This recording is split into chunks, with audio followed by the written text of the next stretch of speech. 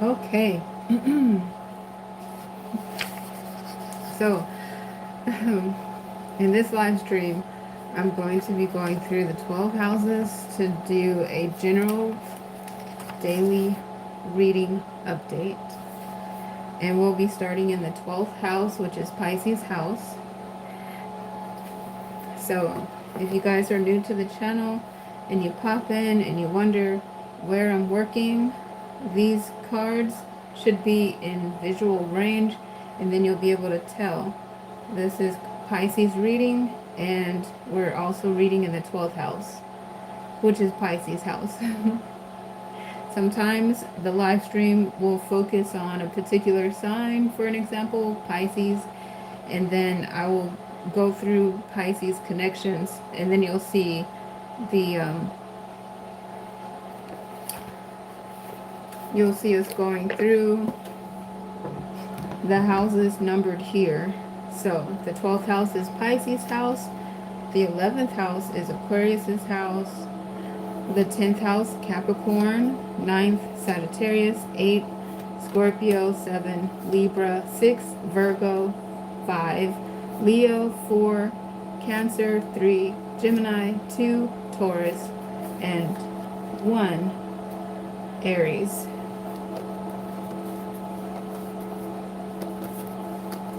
Okay, so I'm also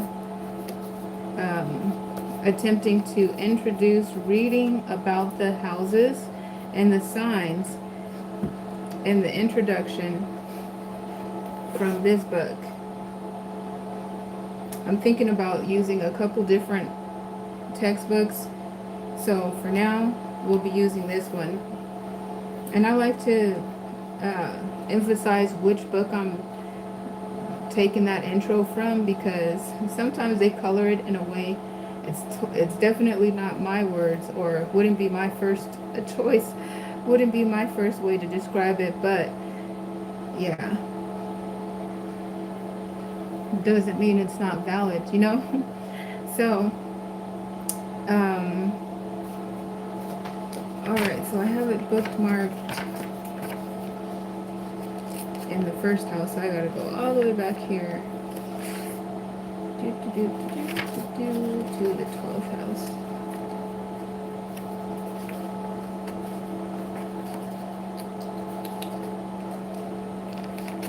Let's see. Aquarius is the 11th house. And Pisces. Okay, sweet. Let's see.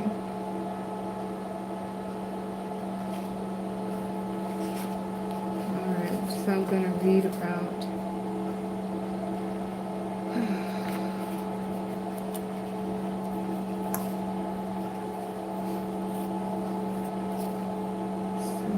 change my little bookmark. So since the last time I left off, let's see, yesterday's daily reading, we started in the first house. So this time I want to start in the 12th house.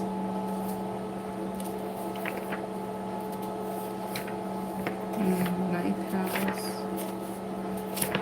Almost there. 11th house. 12th house. Okay, so thank you for your patience. And so there's two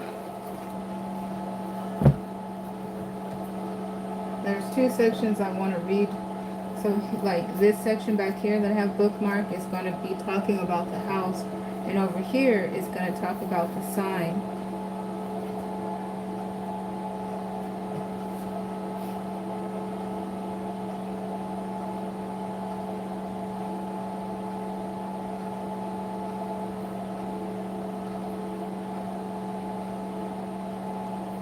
Okay, and then I'll get into the reading. Should I get into the reading first? Well, we'll start off the reading here. And what else did I want to mention? Let me see.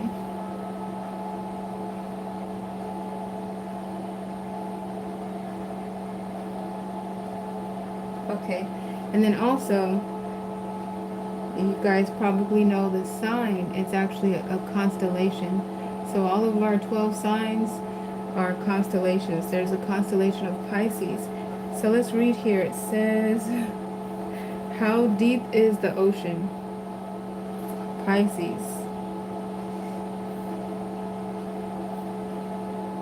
And you'll see what I mean when I'm reading this. Like I wouldn't write this. Let me go over here. But I'm interested to see what what they're gonna say. All right, so how deep is the ocean? Pisces, the fishes. The fishies, how deep is the ocean? How many Pisceans does it take to screw in a light bulb? That's what this book. And then it goes on to say, hey, hi in the chat. Hi. Went out? Question mark. Then it goes on to say, mutable water. From solid ice to liquid to gas, a vapor. This is the character of Pisces, changing according to the outside conditions. And yet, fishes live largely in the world of the imagination, the realm of dreams, where objects and events seem to have no connection to outer reality. What's going on here? This last sign of the zodiac is truly universal. Pisces create the possibility to move beyond self into transcendence, represented to humans as the world of dreams and faith. But this also can be a world of sheer escapism, where dreaming is done for its own sake. Fishes, we could say, can either sink or swim. Put another way, fishes know which way the river is running and might swim with it or against it. Swimming against it can mean that they might find a way to another stream. Hooked fishes can channel their addictions, for an example, while swimming with it might mean quite literally going with the flow and living intuitively.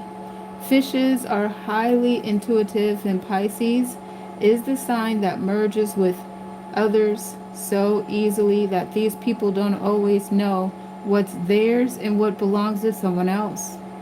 As the last sign of the zodiac, Pisces carries the knowledge of the preceding 11 signs, knowing and understanding the light, dark, and shadow in between of human nature.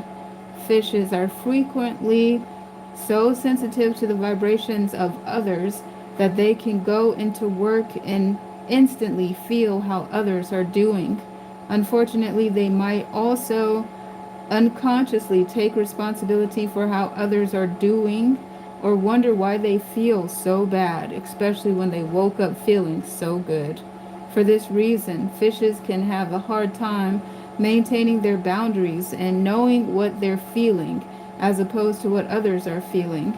The reason for this boundary stuff goes back to the main point of Pisces, which is to merge with others and eventually the source or God. Fishes are in a highly spiritual sign, living in a very non-spiritual world. For this reason, it is easy for them to get off track by merging with the wrong people and to get away from their true spiritual focus. Above all, fishes are here to give not just to those like themselves, but to anyone who needs their help, love, attention, or whatever. Pisces want to heal and will sacrifice for the greater good of their families, communities, and country. Okay, and then there's another section here. I want to read about the 12th house, Pisces house. The 12th house gets a bad rap in many astrology books, particularly the old ones. Sometimes it's called the house of secrets. Others call it the house of self-undoing or the house of sorrows, because one of us has 5 planets in her 12th house. We know there's more to it than all these challenging vibes. But let's take a moment to look at where this tarnished reputation came from. The 12th house is certainly the most mystical of all the houses. It's where you'll find your subconscious and the unknown, after all. Like most fields, though, astrology until recently had a patriarchal bend, which meant that feminine signs like Cancer and Pisces were called emotional and weepy, and the mystical houses like the 4th, 8th, and 12th were called disappointing or irrational. Well, it can be scary for some behind the times guys to get in touch with things like intuition and secrets and dreams. They operate in what they want to be rational, ordered world. They want to be a rational, ordered world. Except that we all know the world isn't always as rational or ordered as we'd like. There's even a theory for this lack of rationality now. It's called chaos theory. Astrologer Stephen Forrest calls the 12th house the house of troubles, but also makes it clear that its consciousness itself that resides here. This is the point at which self meets soul, where ego can merge into spirit. Successfully navigate your 12th house and you'll transcend your everyday worries. Planets in this house also can help you learn lessons that free you from past destructive patterns. Unsuccessfully navigated, and your self-image will be blurry. You might self-destruct through alcohol, drugs, or the wrong people, or seem to have chronic bad luck. Your 12th house can lead to self-transcendence, moving beyond the ego to what's beyond the self. It's here you'll find your higher consciousness, your unconscious, and what you don't yet know. Poorly aspected, though, it can be your undoing. How you navigate your 12th house is up to you. Its ruler is Pisces, and its associated planets are Neptune and Jupiter. Neptune, the mystical, and Jupiter, the fortunate, or, when overdone, the unfortunate.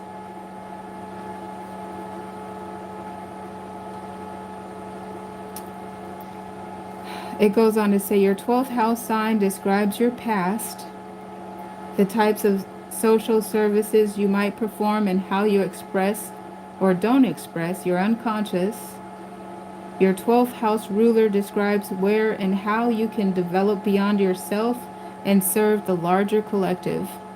The house where Pisces, the corresponding natural sign, is, shows you where you need to be of service to others and in what areas of your life you have great potential to develop your unconscious. Okay, I'm thinking tomorrow to include looking at the current planetary placements in this introduction. All right, so that concludes like reading the introduction. So now we'll get into the reading, and I want to do that for every house that we get into to the best of my ability, and repeat that for a little while until it kind of gets ingrained in my memory, and then I'll likely change to another textbook to read another perspective. Alright, so let's get a general reading for Pisces. Dear Holy Spirit, please give me a reading for Pisces, aka the 12th house. Okay, so starting with the stacked deck here. Okay, we have the Page of Pentacles,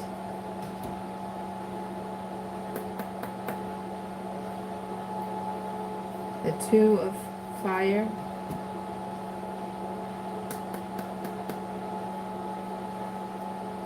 and the Page of Cups.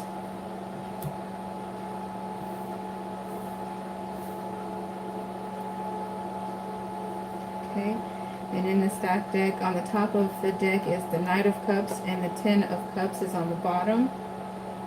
All right. So what we have here is, it looks like a straight shot. This is positive energy.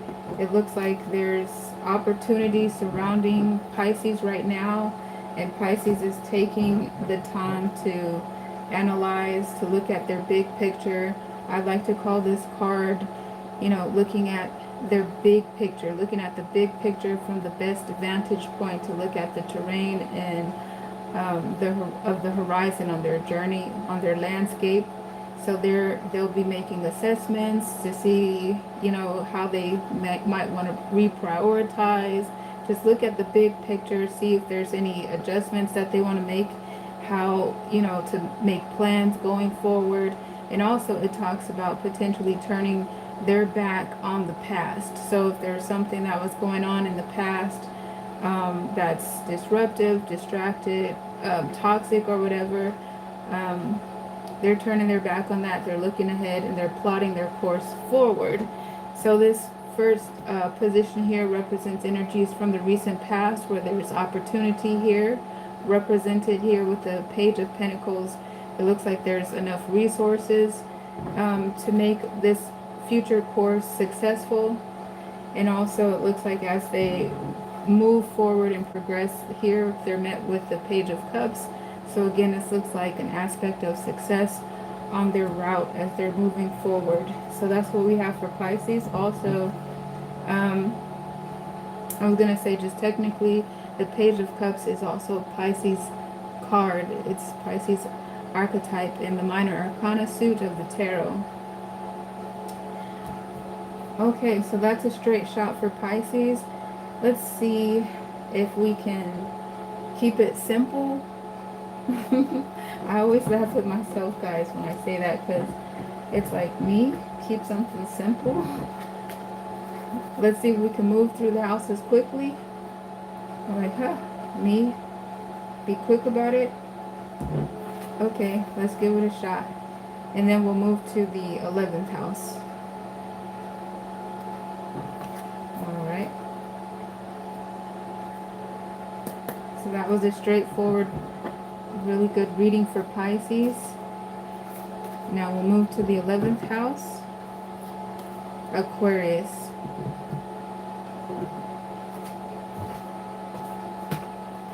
Alright, let's see. Okay. Hey everybody. Hi guys. Thanks for interacting with me in the chat. I appreciate your support on the channel and on the video. Okay, so the 11th house, Aquarius's house. Let's read about the Aquarian. Aquarius. The water bear. The quiet revolutionaries. It says, how many Aquarians does it take to screw in a light bulb? It goes on to say, one. And he has to use the latest technology to do it. Aquarius is where you'll find the zodiac's eccentric individualists and crazy inventors. Anything out of the ordinary interests this independent sign, and water bears are often trend spotters and trendsetters. The impossible simply doesn't exist for Aquarius. You never know what new invention a water bear will bring to us. Aquarius is the futurist of the zodiac, the eccentric inventor, always thinking of the possibilities. Water bears, fixed air, represents persistent development of the intellect through communication. And their planetary influence, Uranus, means they'll be committed to innovation and change. Aquarians will often be progressive and open-minded, but that fixed quality means they'll often be fixed in their opinions as well. So most water bearers find Earth to be a very dense place. Most of them are 50 years or more ahead of their time, and talking to the rest of us can seem like a difficult and laborious process. Aquarians often feel like they're visiting from another planet because their ideas are so advanced. Trouble is, sometimes they forget their missions after they get here and find out how dense this place really is. So, why is it that Aquarius, the water bearer, is an air sign and not a water sign? Good question. But look at this sign's symbol to find your answer. This water is in the form of waves, which are caused by wind, the motion of air on water. These wavy lines also represent the serpents of knowledge. The parts of the body ruled by Aquarius is the ankles and the circulatory system, and lightning that cleans the air and leaves that ozone buzz. Remember that this name doesn't refer to the water itself, but to its carrier.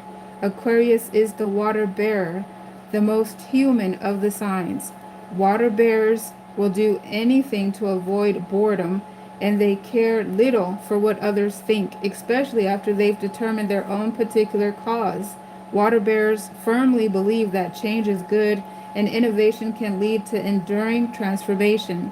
Their ambition is for humankind rather than just themselves.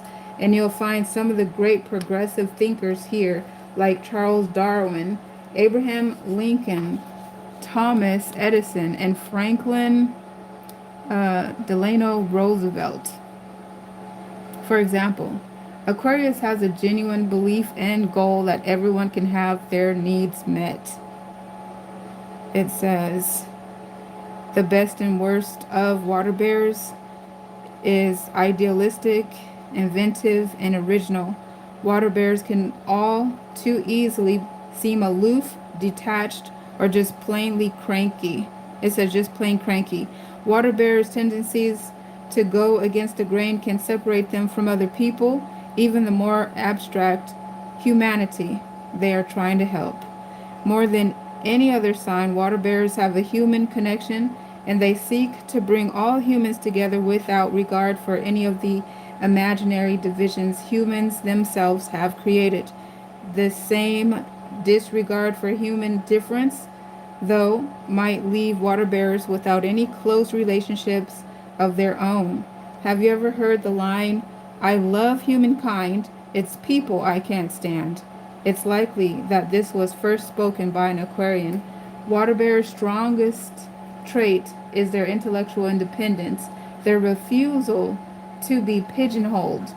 Water bearers really do hear a different drummer, and it may even be they who are playing those drums. Water bearers can be radicals, renegades, or bohemians too, but depending on other factors in the chart, this might not be it might not be obvious. They can look perfectly normal, yet have very different ideas. So even though they might pass for one of us, they don't feel like us. It's almost as though they're aliens from another star system living in human bodies. Water bears often experiment with or observe friends, mates, or partners just to see what they'll do under a particular set of circumstances, and they can be very detached about this process, although the results might be enough to keep them interested in a person. Okay, now also, yeah, let's see. Oops, hold on. So now we're going to read about the house, the 11th house.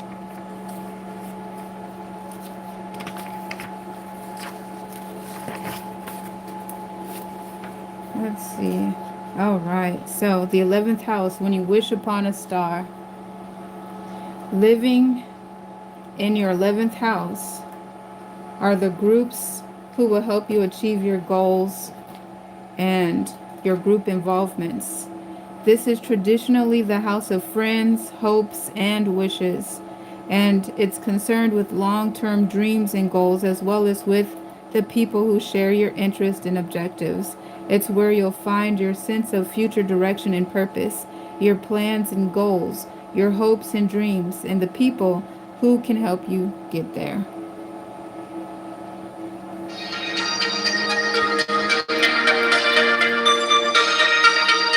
All right. I'm early today. That's my alarm I usually get. All right, so let's see here. The 11th house, it says your 11th house also is the house of your idealism and vision because it's where your ideas and intellectual growth for a collective good reside.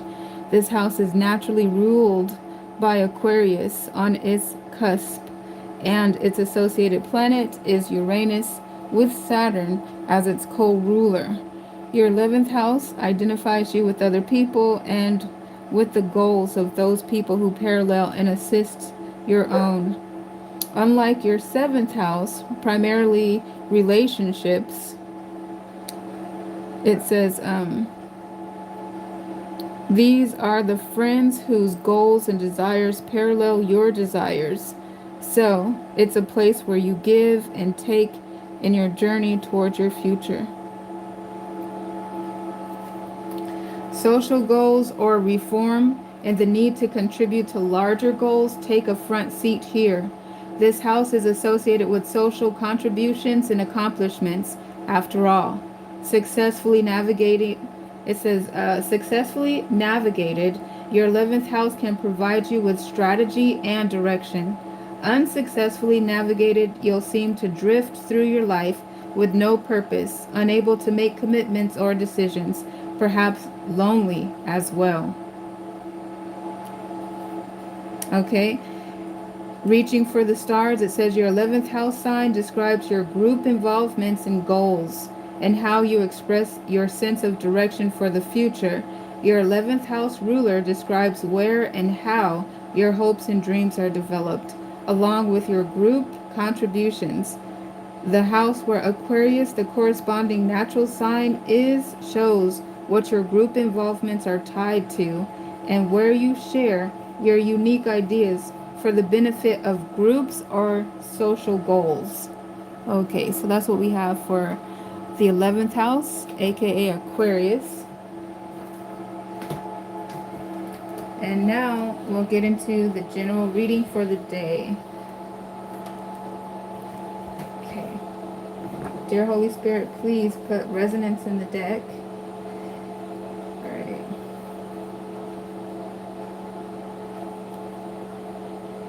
Okay, so and as I'm moving to restack the deck, I do tend to pay attention to the cards that are being seen, but that energy seemed to talk about moving towards a specific goal, a specific interest, like being pulled magnetically in a direction and declining other options. It looked kind of like a distraction. It seemed like there was a love offer being presented. So I would feel like there was cusp energy between Aquarius and Pisces, where that energy, because I'm stacking the deck to move us to the 11th house, and that's what was seen. It was like the Page of Cups, and then there was the Four of Pentacles, and then there was the Ace of Fire, and then I got to close out with the Apprentice here. See there, that four. So that energy seemed to talk about Aquarius moving in a specific direction, very decisive, intentional movements towards a new beginning, where there was the Ace of Fire. That was just some background atmosphere reading. I feel like there's cusp energy there, but anyhow, we're going to start right here to get this reading. Dear Holy Spirit, please put resonance in the deck to give me a reading for Aquarius, aka the 11th house. Right. Page of Pentacles. Okay, so we have a segment of cards here to look at with the Three of Fire making an appearance here between the Seven of Fire and the Knight of Pentacles. Looks like the Knight of Cups want to be seen around here. Queen of Pentacles. So, yes, I continue to repeat. I am using a stacked deck intentionally. I want to see sequential order in the karmic cipher when the cards make appearances on the table. So, Let's see, the Seven of Fire and the Ten of Pentacles is the energy over there. I'm looking at Page of Cups, Queen of Pentacles, Knight of Pentacles here.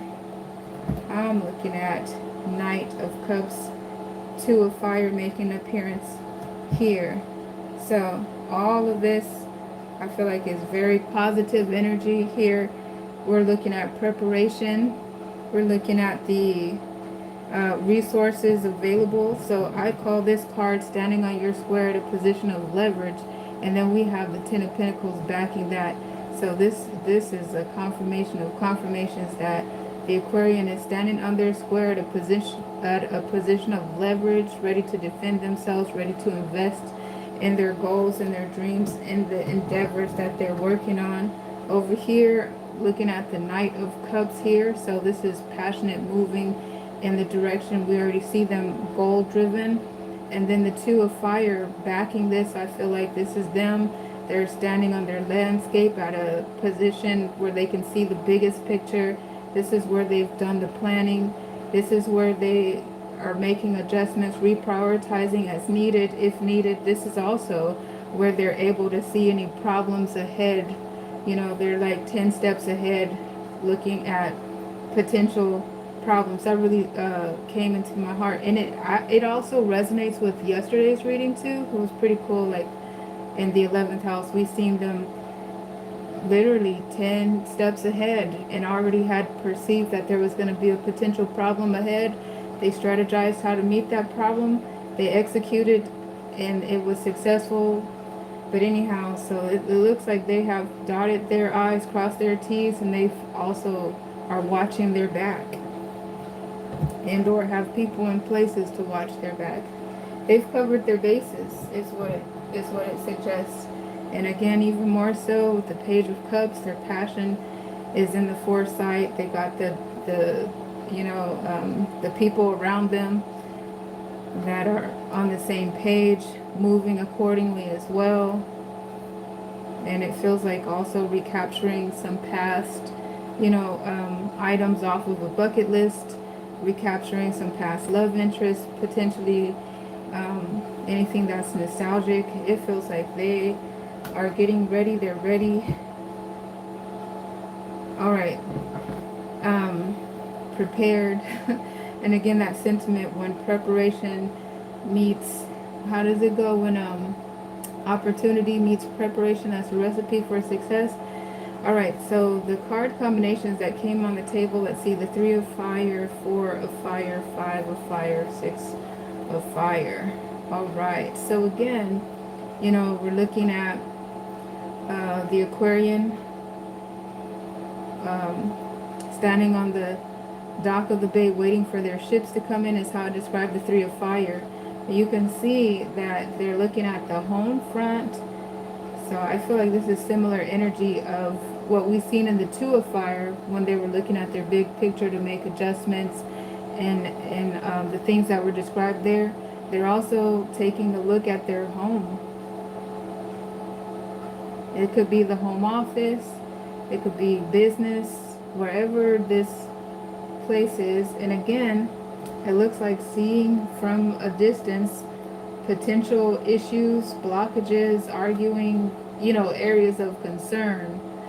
And it looks like from this distance they're perceiving that, and they're also coming up, they either have within their own natural wits, or they come up with a plan to deal with this conflict, and they deal with it in such a way that their appointed leader, there's some sort of promotion or raise, recognition. They've earned their stripes, for they're recognized for the way that they're able to handle a dispute, is what I'm seeing there in that card combinations. Okay, so now let me restack and prepare to move.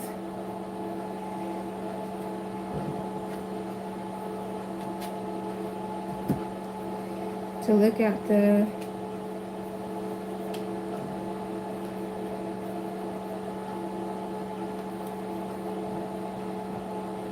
next position.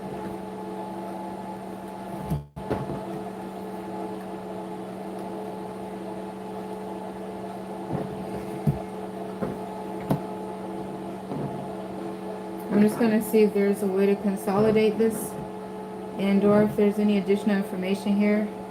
Dear Holy Spirit, please clarify, consolidate, expound upon, or redirect these cards in the second position.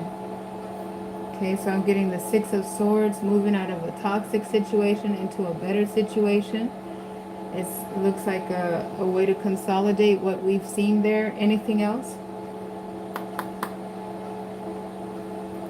Okay, the Five of Pentacles here, I feel like that embodies, that emphasizes, I feel like this expounds upon some data, is that the Aquarian is, you see them around a lot of people potentially, but they are feeling single, weathering the storm on their own. I feel like they're delegating responsibilities. They're in a boss position. A lot of people are looking to them for leading guidance, you know, leadership qualities. And it feels like they themselves, however, are handling a lot on their own. Like, that's what that says. Okay. And even you'll see this is really being described. So I feel like that is expounding upon some data, emphasizing some data. We are looking at the Aquarian, you know, taking a look at the home front. So this is where, you know, their people of interest are. They're delegated responsibilities. People are looking to the Aquarian for support, for sustenance, for leading, for guidance, for care. Like, there's people in the Aquarian's care. This is probably a boss, an entrepreneur.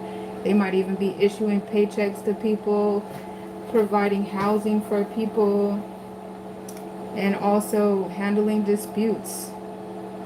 So you see them delegating a lot, being appointed a leader, getting a promotion. But yes, it emphasizes the fact that the Aquarian is a lone wolf handling business. Is there anything else? All right. The Hangman.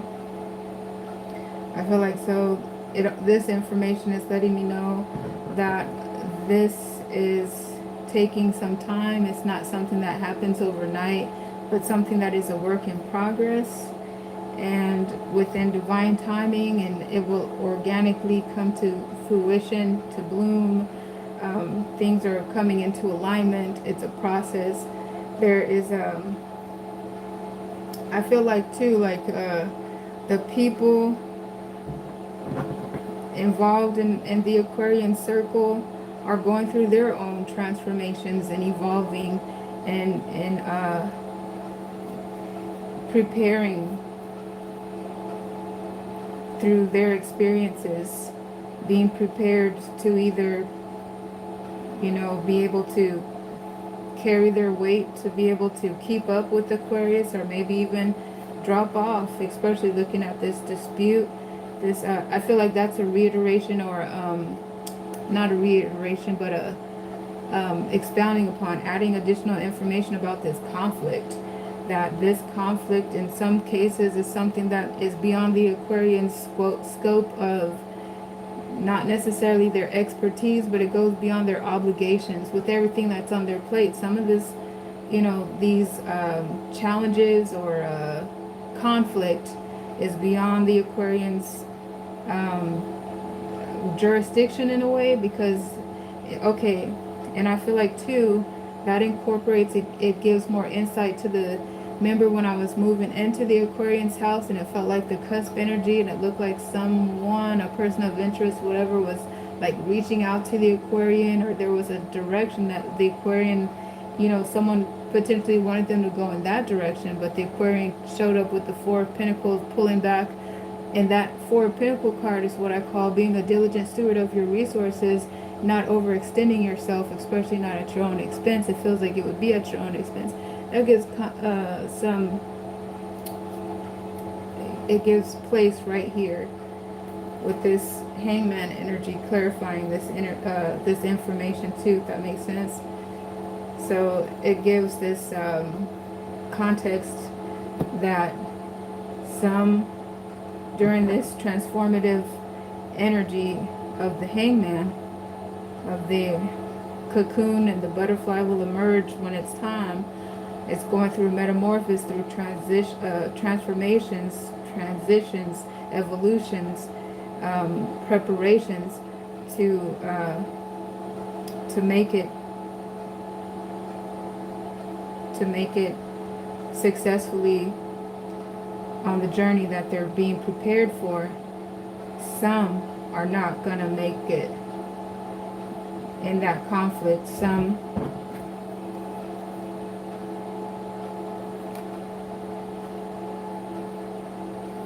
it's a potential, you know, potentially some are going to evolve and be prepared to move and keep up with the Aquarian, and some are going to, and when I say not make it, it doesn't mean like not make it, just maybe it don't look like make it with the Aquarian, you know, reaching out to the Aquarian, and the Aquarian might pull back and be like, no, can't do that.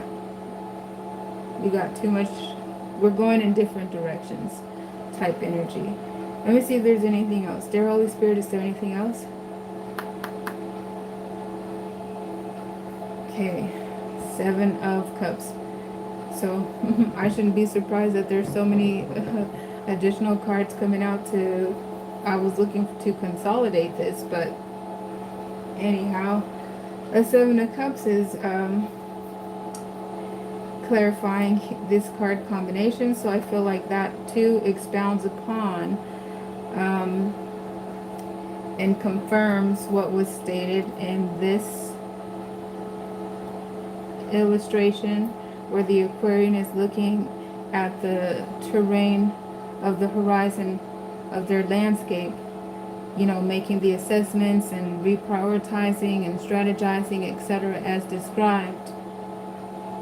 And also we've seen it in two phases, but even in this phase it was sharing the same sentiment of evaluating at a distance, because there was still seemed to be some planning and some mapping out, but also the energy was coming toward the Aquarian at that point, which is what the Three of Fire represents, standing on the edge of the dock of the bay waiting for your ships to come in. And as they were coming in, the Aquarian was able to get more insight and, you know, to deal with this conflict, like time to, yeah, as it was, they were seeing how the plans and how the situation in real time was playing out, and there was time for them to even prepare for that, how they were going to handle that, how they were going to deal with that, if they were going to allow that to come toward them or not, you know, type energy. So I feel like that's what is being clarified and expounded upon when looking at the Seven of Cups to clarify this card combination. Dear Holy Spirit, is there anything else? Okay, I feel like the Nine of Pentacles that's showing up here is embodiment of success. Like, okay, you know, not to be like too extreme, but when the Most High was creating the world and would say, like on the first day did XYZ and saw that it was good, and it was good. I feel like that's that confirmation of the Aquarian looking at their work in progress and coming to stages of completion and looking, okay, that's good. I like that. And then the Seven of Fire, again, that's being described as standing on your square at a position of leverage, also at a position that is advantageous for you to defend yourself. Let's see. Okay, and I'm being closed out there. So it's like, is there a card to consolidate all of that? It seemed actually that there was more information to share. With all that being stated, dear Holy Spirit, is there a single card that can consolidate that? Just looking. Okay, we're looking at the Six of Swords again. I feel like taking the Six of Swords. And also I'm thinking if I keep looking, I'll see more. But let's see here. So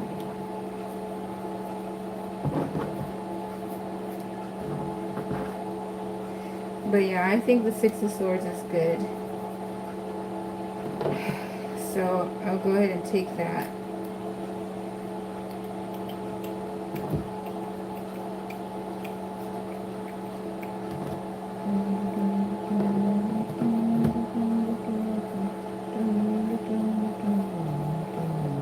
Just need a moment here. Thank you for your patience.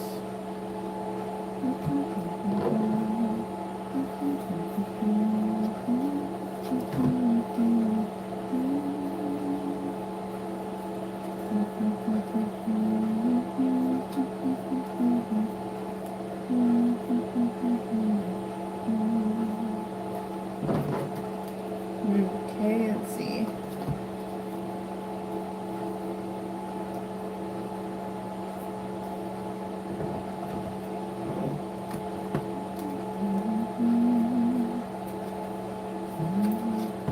Alright, so we got the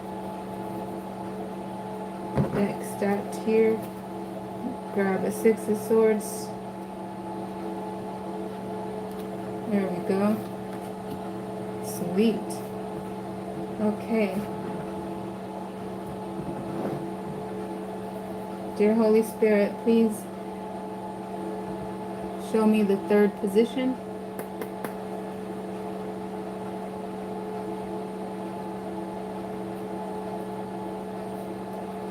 Okay. All right. So there's the Eight of Swords. You guys, you know what? that feels sweet. Is that odd to say? That is odd to say. There's the Moon in Aquarius. That's the Seven of Swords and the Nine of Swords. I feel like that's sweet, but I need to confirm that, because at first I thought that was sweet because it's suggesting that somebody is holding on. They're waiting for a loved one. And then you do see the loved one is coming right here. So it's like they're coming towards each other and waiting for each other. So that felt sweet. However, it felt sweet like especially because it was like, oh my, as I'm reading the storyline, ooh, somebody's gonna get left behind. Somebody's not gonna make it. But this right here suggests that the Aquarian may be waiting for, they want everybody to make it in their group. Now, the thing is like, oh, that feels sweet to know that Aquarius is waiting. But then what's not so sweet is it looks like there's stress and also potential danger and discomfort. So I don't know. That's where I give pause and I'm like, well, I was like, oh, that feels sweet. Wait a minute. I don't know about that.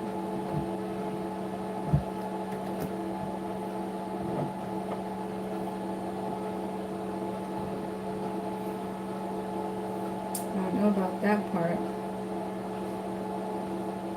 But it looks like, you know what? At the end of the day, though, guys,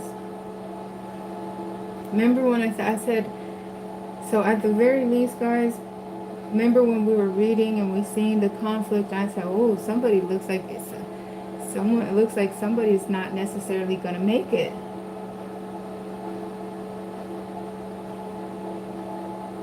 But here, I feel like there's the expounded upon information of somebody,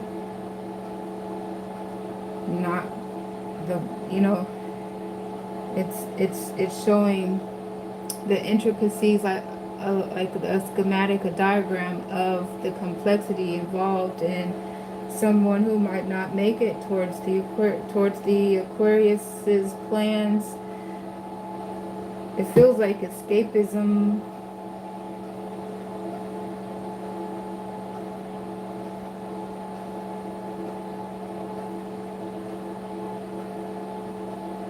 But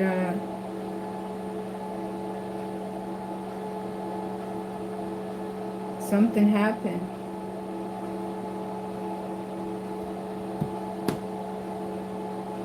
Something happened.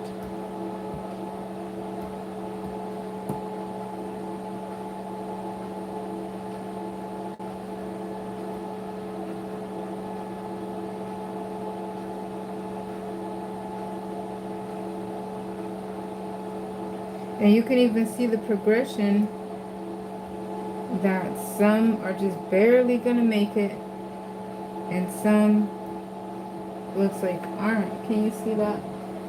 But let's see if the reading table is clear. So anyhow, that would be a confirmation. And over here, so I want to look further into the Eight of Swords there and see what that is exactly. We've described this position, and that's a consolidation of it. And you guys were there for that process. So let's take a look here and see what's going on in that Eight of Swords, okay? Whew. Let's see.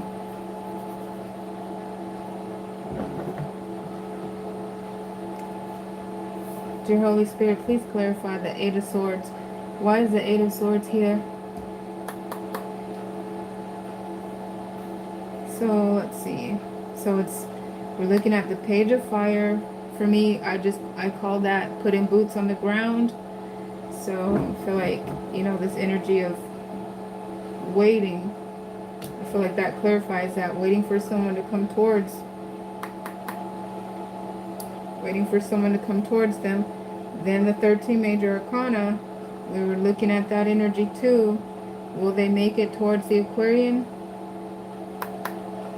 It kind of looks in the 13 major arcana, aka the Death card.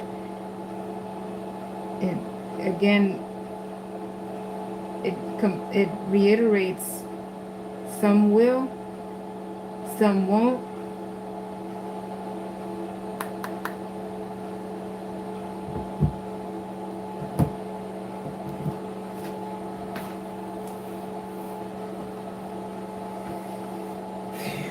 And some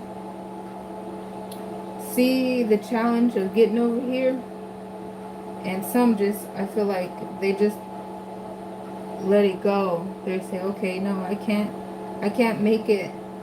So they just kind of free themselves from that situation, or some go ahead and abandon this situation because they see that there is like a threat on the, potentially it looks, they see the threat in the horizon and turn in the other direction, to go the other way, like abort mission type energy. Abort mission, because you know what, guys? So I'm over here thinking around this reading, trying to stay objective, but I cannot help but to not see the trending and the trending social media space. You guys might not have heard it, about these people, these public figures. There's a Aquarian and there's a Piscean, and there's an investigation going on, and apparently allegedly there was some plan for them to get together, maybe behind the scenes, make some money or whatever. But this investigation is coming up, and it seems to be throwing a wrench in the plans. I feel like that's what's being described here. Well, I'm trying to be vague and still read for this and try to see what it is, but I think that's what's being described there for some. So just reminds me of the disclaimer that this is a reading that's not going to resonate with everybody. So don't force it. I'll be back to do another as soon as possible. And I think that we've already gone through the reading for the general reading for the Aquarian that was talking about the planning, the success. You made it. Good job. But there is an offshoot that's describing, when there's a wrench thrown in the plans. But even that was described in the general reading that we had for Aquarius. I put a pin on that one. That's a complete finished reading, because we seen that the Aquarian had foresight. They already seeing the conflict ahead of time, resolve the conflict. We already discussed all of that. So I just feel like this is describing some intricacies about like that situation, for example. And that's what we have. We got some people looking at that situation for an example and seeing, you know, what the person who's under investigation and accused of this heinous crime, and they're looking at that conflict and they're like abort mission, bail out, go in a different direction because that that that doesn't have anything to do with us. Doesn't have anything to do with us. Type energy. That's what we have. That's what's coming up in the 11th house. Okay, and I'm gonna go ahead and start moving to our next house, guys. I try, like, you know, when I do my readings, I try to be as objective as possible, but sometimes it's just dinking around, and I just gotta be like, you know what, that's what that is, and let's keep going. That's I'm not prepared to.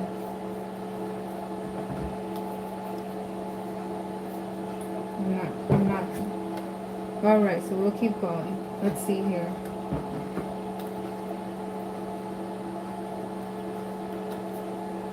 Got a lot of ground to cover. We're gonna move to the 10th house, which is Capricorn's house.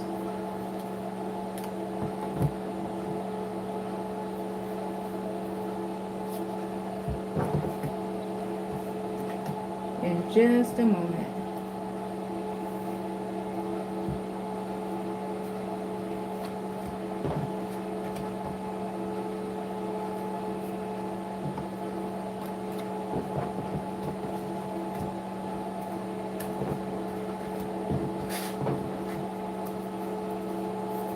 Thank you for your patience.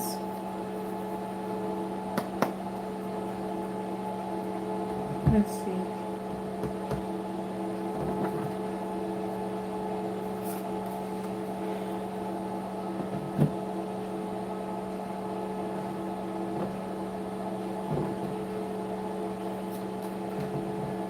Let's take a look here. Dear Holy Spirit, please. Oh, wait, before we do that, right? We're going to read about the 10th house, aka Capricorn's house.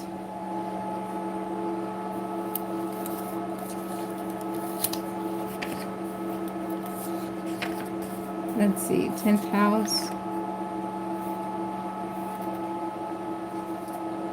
Let's see what's going on.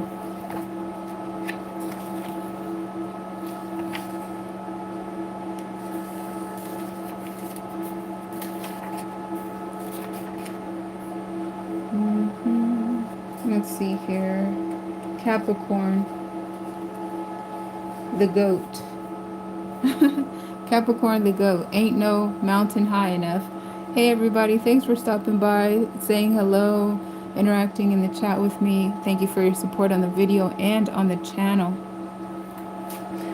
Okay, so Capricorn the goat. Ain't no mountain high enough. So let's see here. It says, let me make sure I'm going to get into Capricorn. All right, so how many Capricorns does it take to screw in a light bulb? The author goes on to say, one, but it has to be her idea. No sign's public persona is closer to its values than a goat's, and no sign is more directed towards its goals. Intense and practical, goats will bide their time, waiting for the right moment to climb that peak, because after they do, they intend to stay there. Yeah, that's a good song, huh? Self-control of both will and emotion helps goats achieve their aim. As the cardinal earth sign, the goat is decidedly down to earth in its efforts. And with its yin energy, a goat uses the mind rather than physical force to reach its goals. But Capricorn isn't just any goat, it's a sea goat. And as a creature that's half fish, it also can use water's deeper powers to its advantage. Ultimately, though, goats' goals are always down to earth. So, no matter what their means to get there, their ends are always practical and constructive. Capricorn is society's elder. Goats are here to accept responsibility for helping others and building a society that meets the needs of the people. They also want to build something stable and enduring. After all, this sign is ruled by Saturn, also known as Father Time. Goats are meant to create a balance between conscientious nurturing and meeting the responsibilities of being the elders. People don't become elders when they're young, though, so goats understand the patience required to learn what's important. It's this other subheading says the best and worst of goats. It can be lonely at the top. But if goats want to be there, they'll learn to live with solitude. At their best, goats are ambitious, organized, efficient, and responsible, but they also can be cool, calculating, suspicious, and rigid. Though goats can get a little heavy with the rest of the zodiac, thinking that all the other signs are not disciplined or structured enough, they are often hardest on themselves. In their effort to achieve security, goats might step on anything or anyone that stands in their way, but they can be surprisingly kind too, especially to those who have done them favors or kindness. Goats are motivated by pride. They don't like to be beholden, and they'll repay favors generously. Goats, particularly, can be a welcome asset in the cold of winter. The logs will be stacked and ready next to the door, and the cupboard will be filled with all that's needed to get through the cold months. And goats will surprise you too with their quiet, dry wit, helping to pass the winter nights. All right, and now let's read about the 10th house, okay? Capricorn's house. It says the 10th house, they say the neon lights are bright. Your 10th house is the house of your reputation and your career, your own personal Broadway. In other words, just as the 4th house is where you'll find your home, the 10th house, its opposite, is where you'll find everything outside your home. Your profession, your community standing, your social role, and what others think of you. Hey, Neon. The author continues to say here, some call this house the house of ambition, aspiration, and attainment. So it's interesting to note that it's also the house where you'll find your dominant parent. Still, this house is where you'll achieve success through your own efforts. It's a reflection of your image and achievements as shown by the rewards that you receive for your position in life.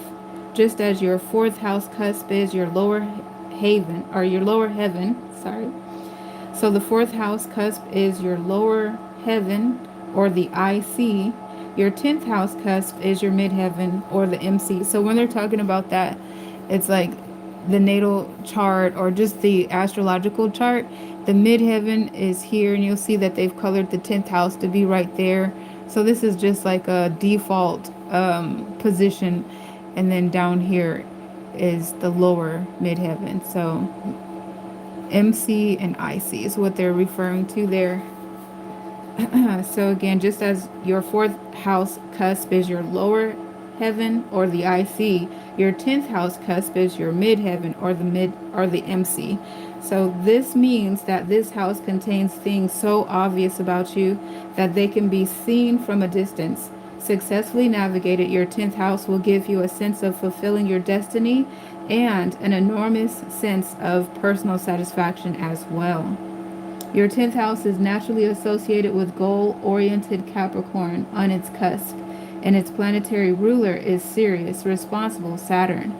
So So naturally, the 10th house also represents positions of power and authority, and especially high government posts. As far as your supporting cast, your 10th house sign describes your ambitions and how you express yourself socially through your profession and community standing. Your 10th house ruler describes where and how you build your social reputation and position. The location of Capricorn, the corresponding natural sign in your chart, shows what areas of your life give you your greatest responsibilities and a need for respect from others. All right. So now we can get into the reading. Thank you too. Thank you for being here. Hi everybody. Thank you for your support on the channel, interaction with me in the chat, and for your support on the video. And it's my pleasure. Thank you. Okay, so now let's get into our reading for the 10th house, aka Capricorn. And I don't normally speak very loud, so I'll try to project my voice so you can hear me over the fans. Dear Holy Spirit, please give me a reading for the 10th house, aka Capricorn.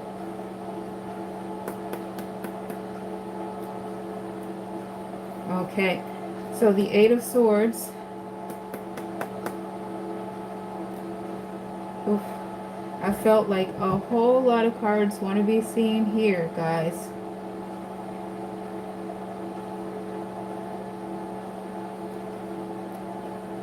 Okay, again, so I intentionally use a stacked deck. Not always, but sometimes I feel moved to use a stacked deck. In this case, that's the situation, because I like to see, when I use a stacked deck, I like to see the sequential order, where the cards break apart, and the storyline that goes with it in its sequential order.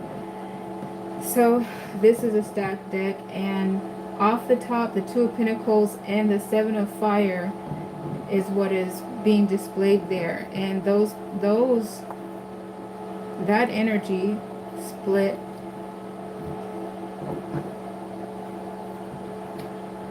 around here. All right, so here it looks like, you know, this card here is what I normally describe as the Court standing on their square, the position of leverage. These 2 of Pentacles, just off the top, seem to suggest that their standing is not as sure.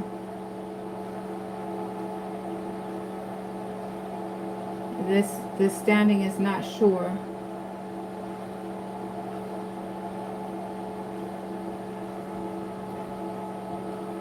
Like, they could fall off their square, or they could, you know, the balance there is not sure. So as we go down and look at the embodiments around here, it makes some sense, because there's some 7 of Sword energy around this work, 8 of Pentacle energy.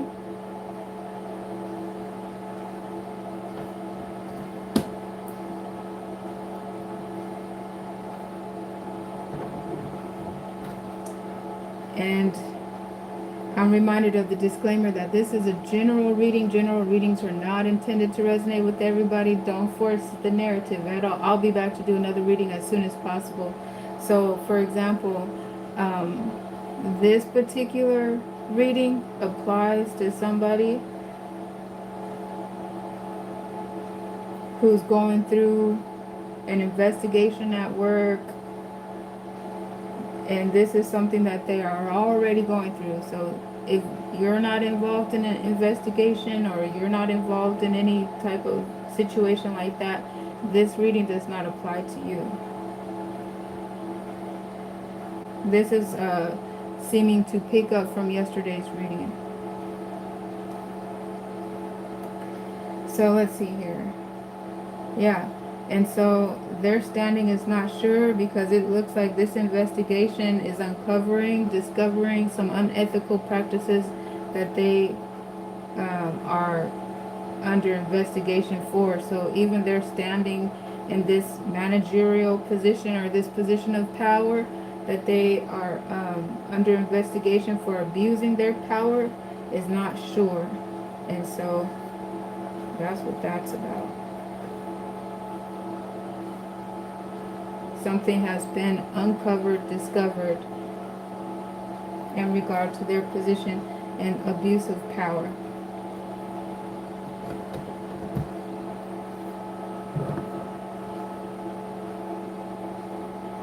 Good morning. Thanks for stopping by and saying hello. Hi, everybody in the chat. All right, so the sequential order here is the 7 of fire, the 8 of fire, 9 of fire, 10 of fire, page of fire, knight of fire, queen of fire, king of fire, ace of pentacles. So it looks like they have to make something right. Let's see, 2 of pentacles, 3 of pentacles, 4 of pentacles, 5 of pentacles, 6 of pentacles, 7 of pentacles. This describes the review that's taking place. Investigation, review, and also it looks like singling. There's a high likelihood of singling somebody out and or particular people out for this cause because of what is going on. Not everybody has dirty hands. Not everybody wants to be found having dirty hands in the situation because somebody has been wronged. Somebody's abused their position of power and has to make it right. It's what's being described there.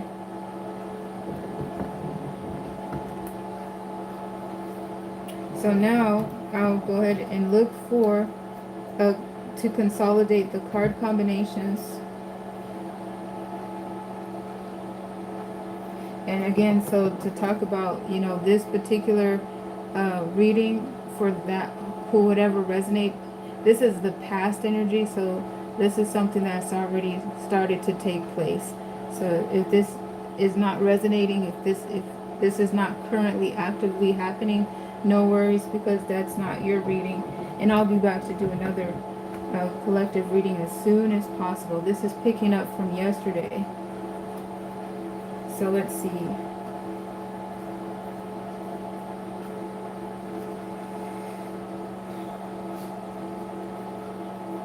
we go. All right, so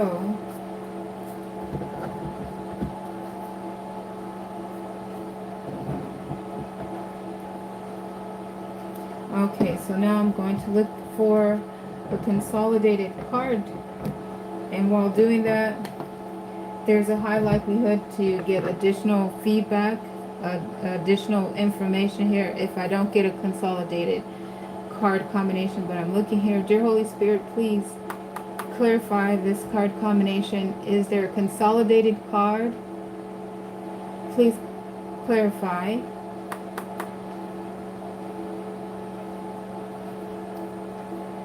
Ace of Swords.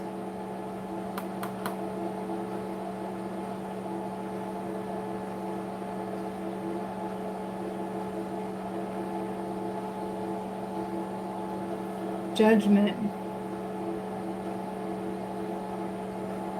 So the Ace of Swords and the Judgment, I feel like that is a confirmation of what was described here already, that there's an investigation that is taking place. There's a pending ruling. The Ace of Swords would indicate that that ruling is coming up.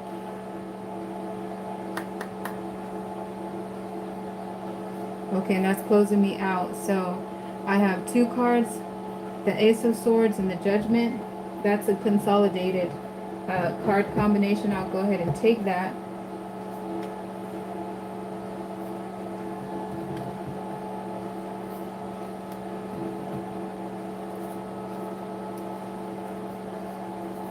Ace of Swords and the Judgment.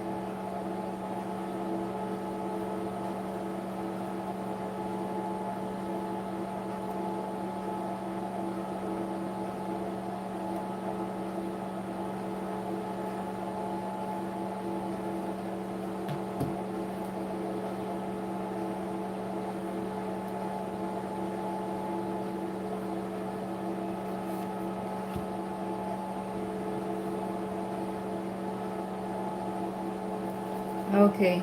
And I like to do that because if, I like to consolidate when possible so that I have as many cards available as possible when I'm looking for my next position. Dear Holy Spirit, thank you. May I please have the third position?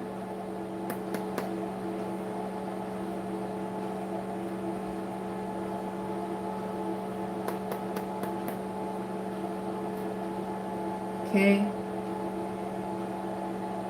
Again, filling a series of card combinations.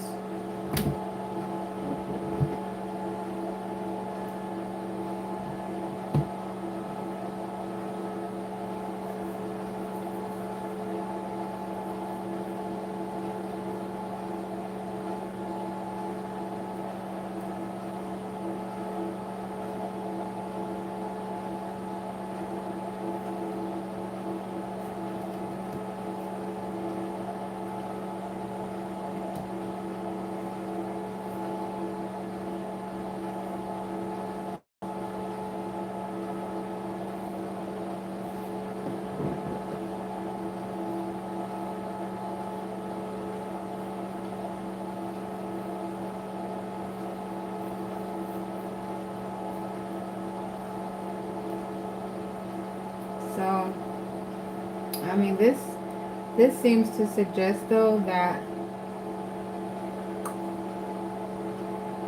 that person in position to abuse their power still has that nasty energy, and it looks like they want to try to do something even nastier.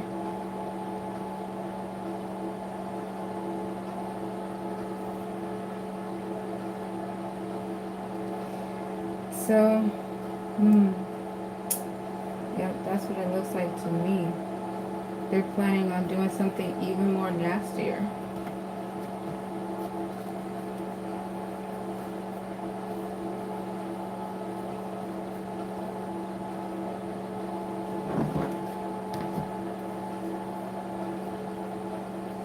They're plotting to have a get back. So this is a really nasty person. They just got a really nasty heart.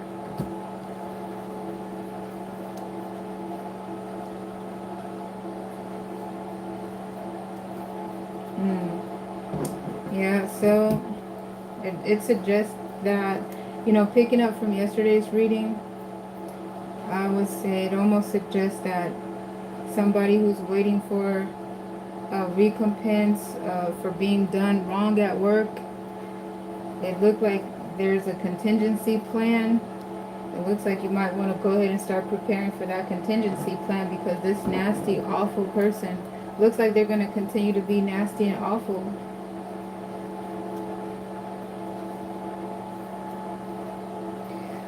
Also, at the same time, yesterday's reading did show that there was a response, and that response was not satisfactory.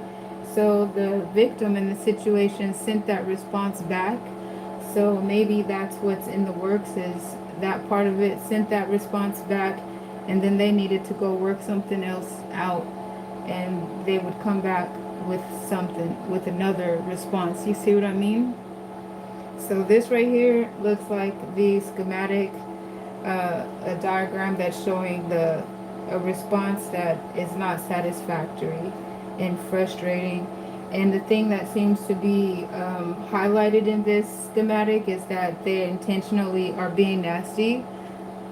I would say, like, without being able to look at the energy, it just might look like maybe they were obtuse, maybe they were in a rush, maybe they just, didn't comprehend or something, and they just responded with an unsatisfactory answer. But this energy schematic shows that they're intentionally just nasty people, unethical people. So anyhow, it does look like, also from yesterday's reading, it looked like the victim already had a contingency plan, and was just giving them an opportunity. So it almost suggests that the contingency plan expects them to try to give them an opportunity to make it right. And then after being able to prove that the victim try to give them a chance to make it right, then an additional authority can step in at that point. So this trajectory looks like you might want to go ahead and start looking into getting the contingency plan together just in case. And that's what I have. Alright, so let's see. Okay, thank you for your patience. We will prepare now to move into our next reading, which is going to be the 9th house for Sagittarius.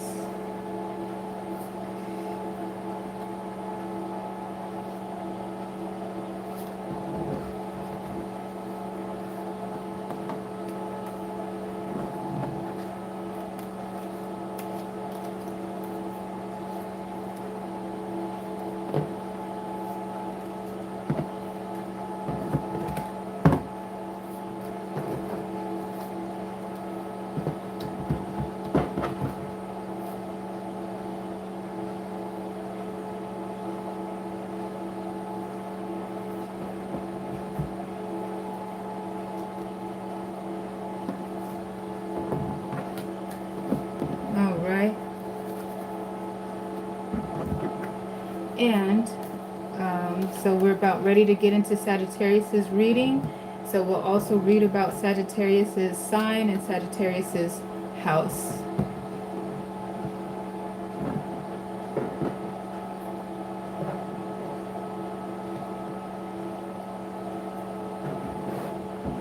All right, let's see.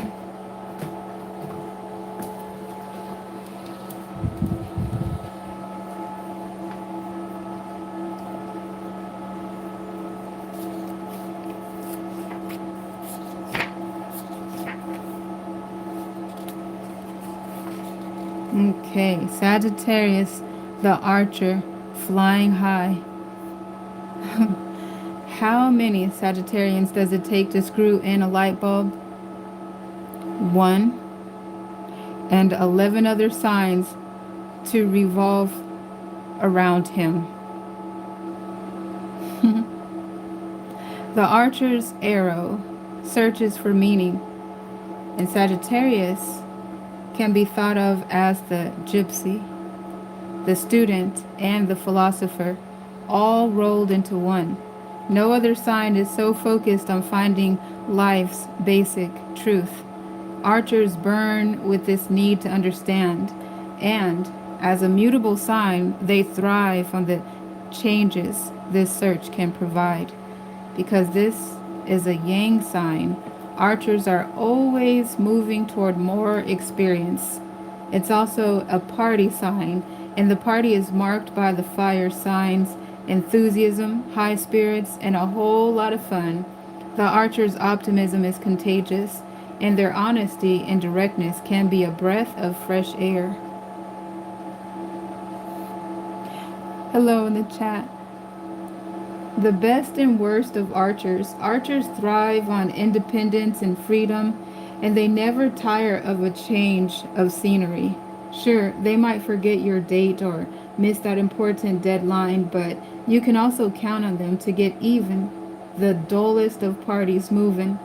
Archers are ruled by Jupiter, the king of the Roman gods and the planet of good fortune, optimism, expansion, and abundance. The word jovial is a derivative of the Latin form of Jupiter. Jupiter is a fortunate ruler, and archers tend to be freedom-loving, energetic people. Archers' enthusiasm is bound to be contagious, but their lack of commitment can annoy others more responsible signs. It can annoy other more responsible signs. Their generosity might spill into excessiveness, their optimism might make them blind to details, and their honesty can make their remarks sound blunt or inconsiderate. But the carefree, adventurousness of Sagittarius can be a welcome change. It says most dangerous to archers can be their tendencies toward dogma, because they're seeking a universal truth rather than an individual one. They might mistake a trend for that truth and then become rather preachy about its powers. But archers truly do wish to unite all people under one idea, and if they believe they found it, they're eager to share it with all. Archers speak their truth whether or not you ask for it. They're candid and outspoken, yet intensely introspective and philosophical. In the long run, for archers, it's the getting there that's more than half the fun. Archers love travel, new places, and seeking. Go along for the ride if you dare, of course. If you're an archer yourself, you won't think twice. All right. And now let's read about Sagittarius's house, the ninth house.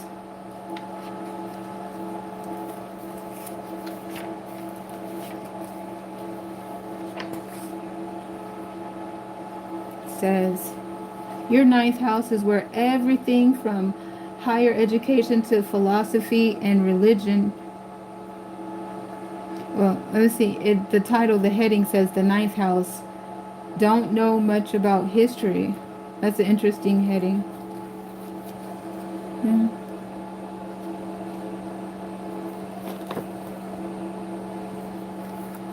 Hello. Hey in the chat. Thank you guys for your support on the video and on the channel. So again, it says your ninth house is where everything from higher education to philosophy and religion, and from law to travel and foreign concerns resides. Okay, so it's where everything from higher education to philosophy and religion, and from law to travel and foreign concerns resides. It also includes the medical system and politics, and all areas of collective thought structures. In addition, it's the area involved in the development of a social conscience. In other words, it's the house of your social areas. I like the way that they described it, because usually I would just say, hey, we're in the ninth house. This is the house that governs travel and higher learning. But I like the way they articulated it and broke it down, talking especially when they said basically all areas of collective thought structures. It says this is the house of mental exploration and long distance travel. And it is traditionally the house of long journeys over water. We love the sound of that, and seeing new cultures and more of the world is one way to gain a new perspective of the world in general. So seeing new cultures and more of the world is one way to gain a new perspective of the world in general. It goes on to say the ninth house, your ninth house, is also the place where you'll find your patterns of behavior and how you break them. This is where you'll confront the tendency of your life to become routine, as well as where you'll encounter unpredictable awareness, the aha experience, to shake you out of routine, primarily because it's our beliefs, religion, and philosophical systems that are behind everything we do. In the ninth house, you learn about your inner self and perception of your life. You could think of your ninth house as your mental model of the universe, but remember, your model is but one of many. Unsuccessfully navigated, your ninth house can become a place where you mistake that model for the real world. Successfully navigated, it's the place where you'll make room in your life for miracles. In addition to being where your cultural customs and beliefs exist, this house is where you'll find how you publicly convey your ideas and beliefs. And the ninth house also is considered the house of publishing and teaching. Naturally associated with Sagittarius on his cusp, the ninth house is the house of the higher mind and exploration, especially of philosophical subjects. The planet that naturally rules the ninth house is Jupiter, the planet of abundance, or, when overdone, misfortune. What's behind your beliefs? Your ninth house sign describes your beliefs, your philosophies, and how you seek opportunities for expansion. Your ninth house ruler describes where and how you expand your mind and express and develop your understanding of life. The house where Sagittarius, the corresponding natural sign, is shows what areas of your life can provide you with growth experiences which lead to a greater understanding of life. Okay, so there we go. Now we'll get into our daily reading for Sagittarius, aka the ninth house.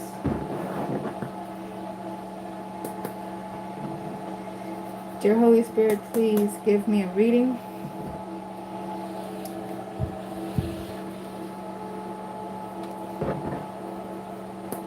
Please put resonance in the deck to give me a reading for Sagittarius, aka the ninth house.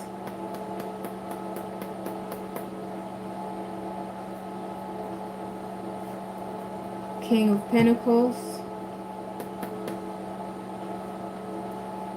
the Moon,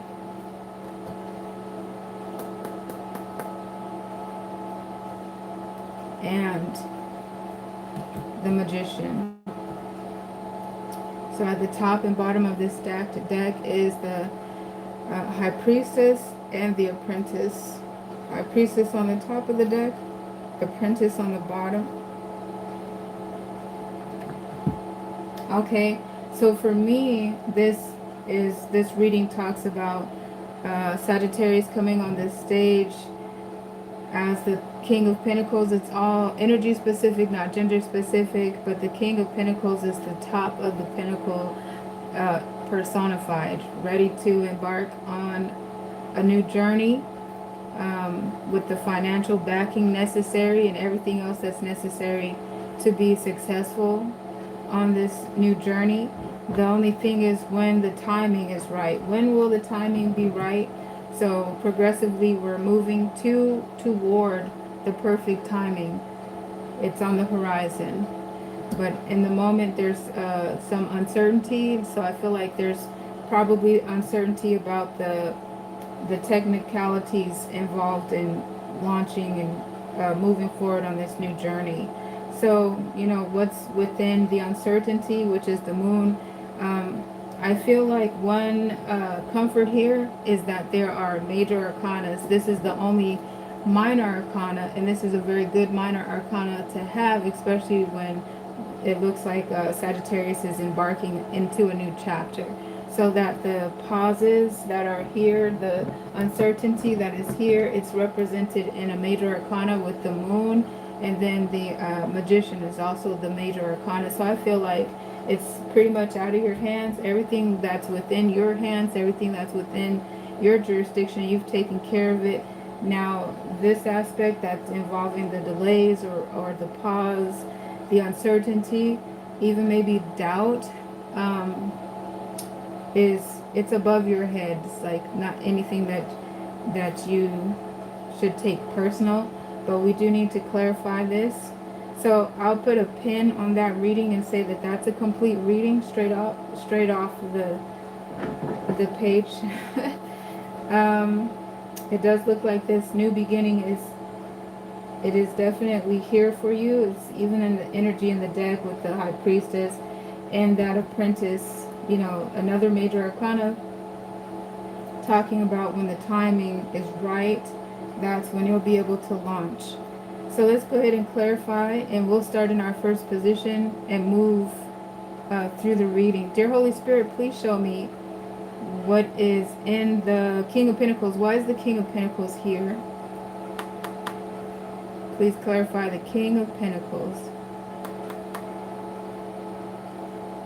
Okay, so the King of Pentacles is being clarified with the Nine of Pentacles. I feel like that's a confirmation stating that the King is ready. Everything that's needed. Also, this Nine of Pentacles also does embody travel. So I feel like there's a confirmation that there is a journey up ahead. Travel and higher learning. This is Virgo and Venus type energy, but it's talking about just being very comfortable. And there's a sense of feng shui in the atmosphere and all around you. So I think that's a confirmation of the King of Pentacles being there as described. So as I continue here, okay, this is the card that it's given me. And it's sequential order because I'm working with a stacked deck. That's the 13 major arcana. The 12th major arcana is what I've been given.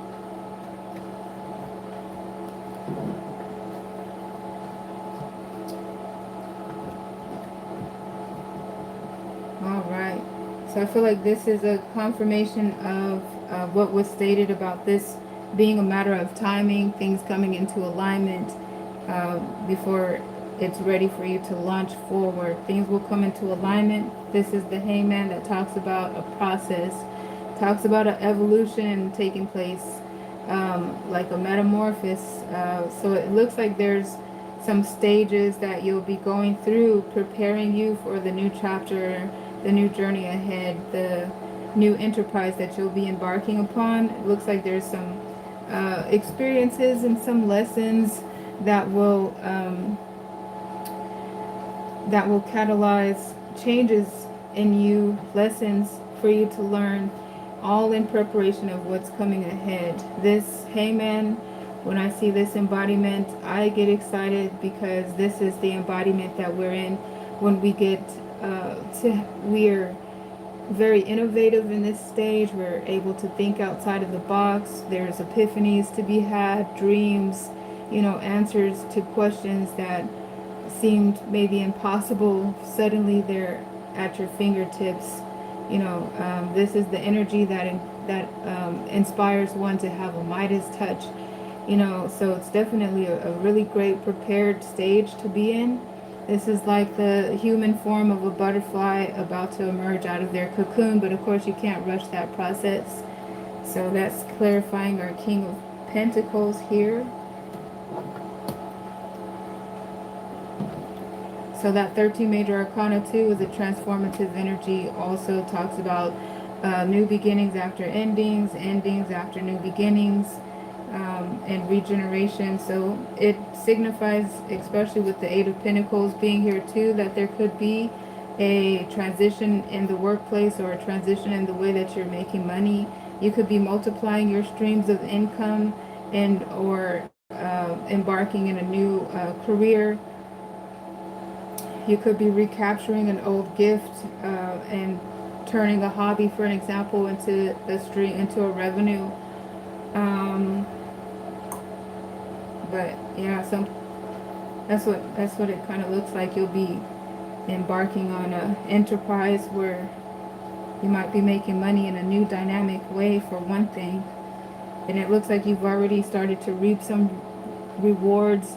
You already started to get some confirmations and have an idea about the type of capital that you'll be making. It looks like it's good for what you're planning to move into in the near future.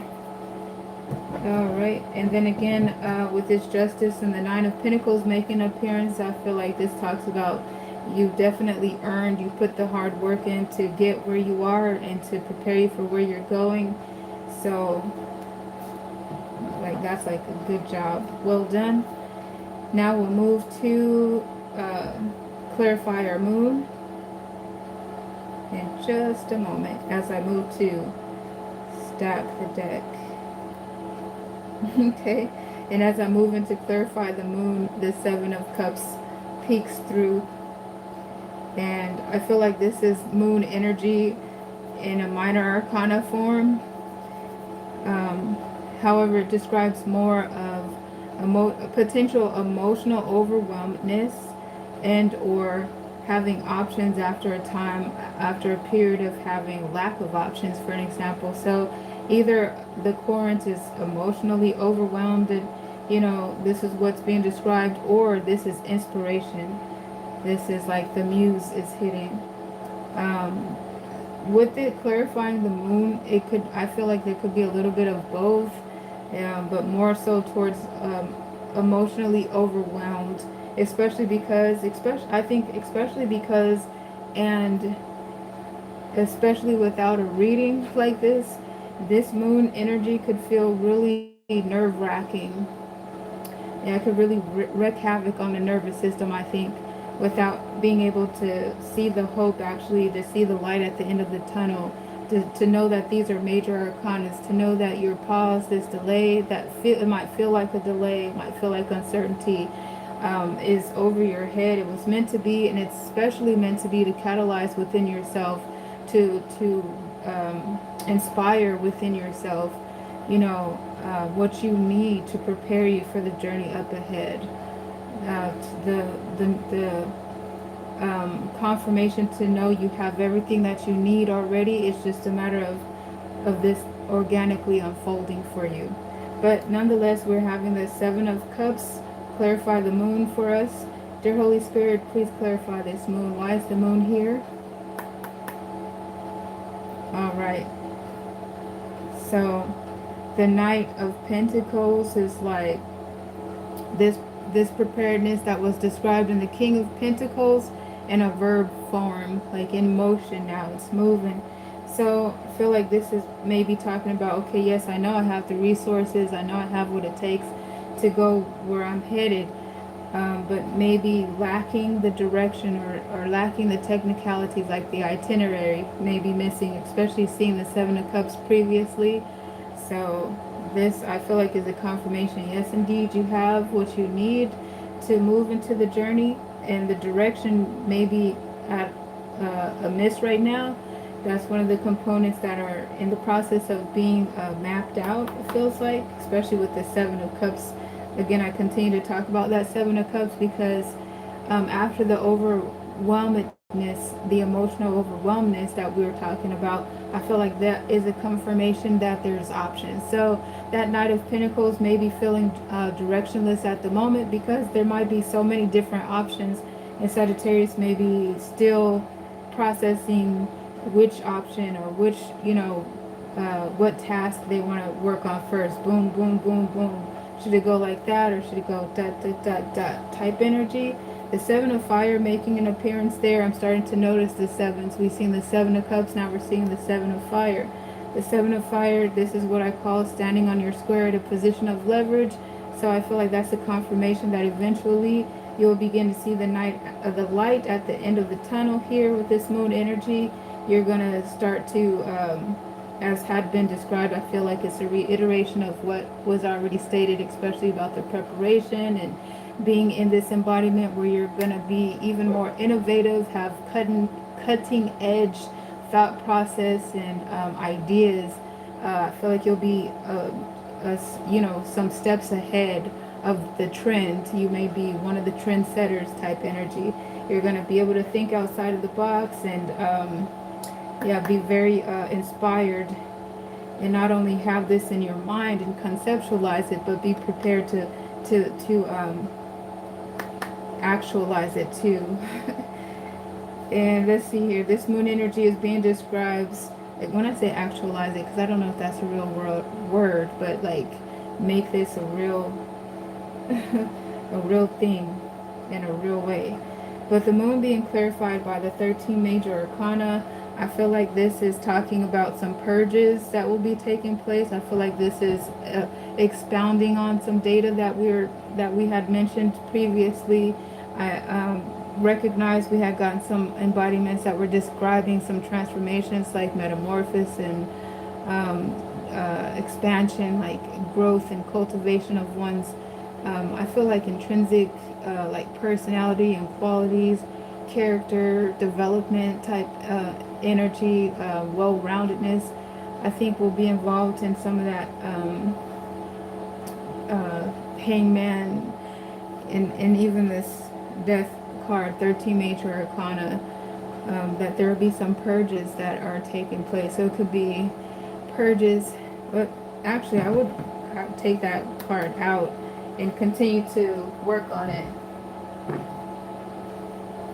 So it's not that's curious, but that's what I'm feeling there. So let's actually take it out and look at it closer.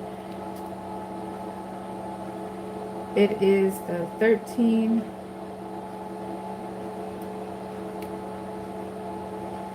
major arcana.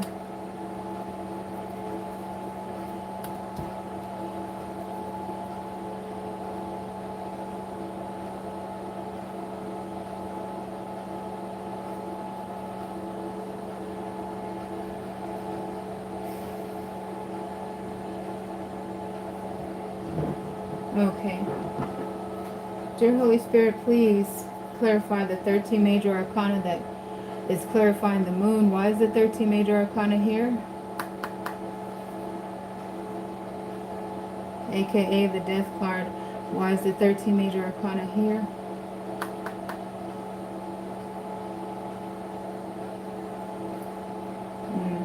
Okay, so the purge that was being referred to, I feel like the process of elimination. Okay, so I feel like there, yes, is a confirmation that these cups are potential opportunities, ideas, concepts, and that 13 major arcana will be canceling some of these out, and so that Sagittarius can focus on the one that is more promising. So that's part of the purge. I think also as part of the purge too is that talking about the emotional overwhelmedness is that there's some circumstances, there's some distractions on Sagittarius's path that may be distracting them and causing them to be overwhelmed. So the purge of that too, removing blockages and obstacles on your path that are not conducive and need to be removed, need to be purged to make way for the energy and the elements coming towards you that are conducive for you moving forward. Let me see. Dear Holy Spirit, is there any other reason why the 13 major arcana is here? Okay, I feel like this is a confirmation of this Knight of Pentacles, and we've seen it when first examining the moon energy, and I feel like that's a confirmation of what was stated about purging the obstacles and the blockages on your path to make room for what is most conducive for you going forward. And of course, this Knight of Pentacles, you know, this movement is what is most conducive. So that's clarifying our 13 major arcana. Dear Holy Spirit, is there anything else?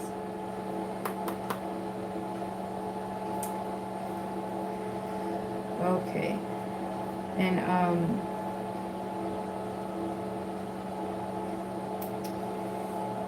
here is the Nine of Fire making an appearance too.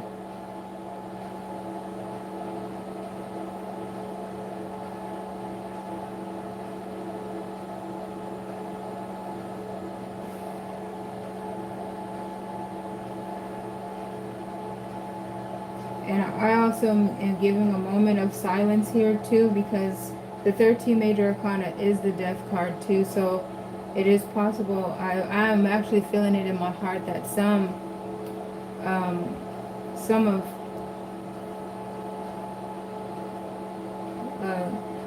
the Sagittarians in the collective reminded me of the disclaimer. This is not a reading that will resonate with everyone, so please kindly disregard what does not resonate.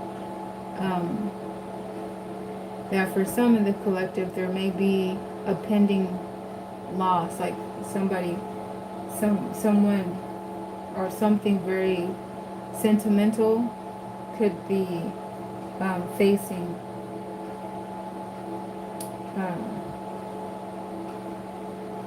Sagittarius could be looking at a loss in that capacity too. And of course, in that case, it wouldn't resonate to describe it as removing a blockage off your path, so more conducive energy can come towards you. But that would be like a moment of silence to give respect and to acknowledge that that's a possibility too. And that could also contribute to the emotional disorientation of facing that type of loss.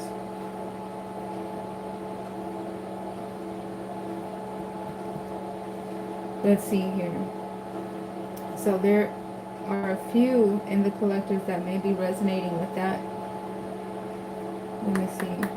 And then I was feeling that type of energy before even looking at the Nine of Fire. So this would talk about a block. This would talk about some walls up, some boundaries, and even defending oneself as well. So let's see. So now that the reading is taking a turn with clarifiers. I hope I stated already that we did have one reading intact, and that was a finished translation, interpretation of a reading. Every time clarifiers are added, it potentially introduces another storyline separate from the one that was interpreted. So this one is taking a turn to share some other aspects that this moon energy is there to describe. For some select in the audience may be dealing with having to defend themselves, put some walls up, and actually block and filter energy coming toward them. Okay. And then I'm getting closed out with that part too. So I just feel like, yeah, there's a select Sagittarius in the audience that are dealing with a curveball to that nature. And let's see.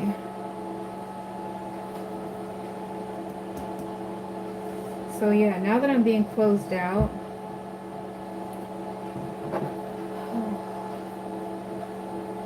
hey you guys in the chat, thank you for your support on the video and on the channel. Thank you for interacting with me in the chat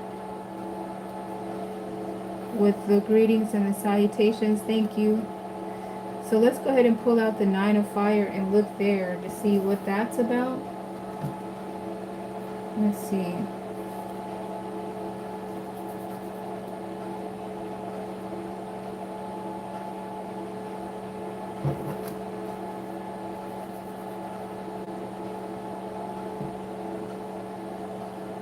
Okay. Dear Holy Spirit, please clarify why the Nine of Fire is here to clarify the moon. The Nine of Fire clarifying the moon. Why is the Nine of Fire here? Okay, alright. To protect their peace. I was feeling like that, but I didn't want to say it without see it in the cards. That some in the collective may be experiencing the type of loss as was described. And also, it looked like still there's not basically, I was like, that's why I didn't mention it before, because I didn't have the words to say. There's still the Nine of Pentacles around them. So like there's still peace in the middle of their storm. There's still order in the midst of their chaos. And for those who that would apply to, and if that doesn't resonate yet, this reading suggests that it will. You'll begin to see the confirmations. You'll begin to see the dust settle, and you'll begin to be able to experience more of the peace and the calm and the order in the midst of the storm and in the midst of the chaos. And I feel like that is a reiteration and a clarification of what was seen already when the Seven of Cups made an appearance, and it was looking like, okay, I see overwhelmness, but then I also see the dust settling, and I'm, you know, the Nine of Pentacle energy surrounding as well. So this filter is, I feel like walls are going up, boundaries are being established, and a filter is here to protect Sagittarius's energy, to protect Sagittarius's peace and state of mind and focus. Dear Holy Spirit, please continue. Is there anything else to explain the Nine of Fire here?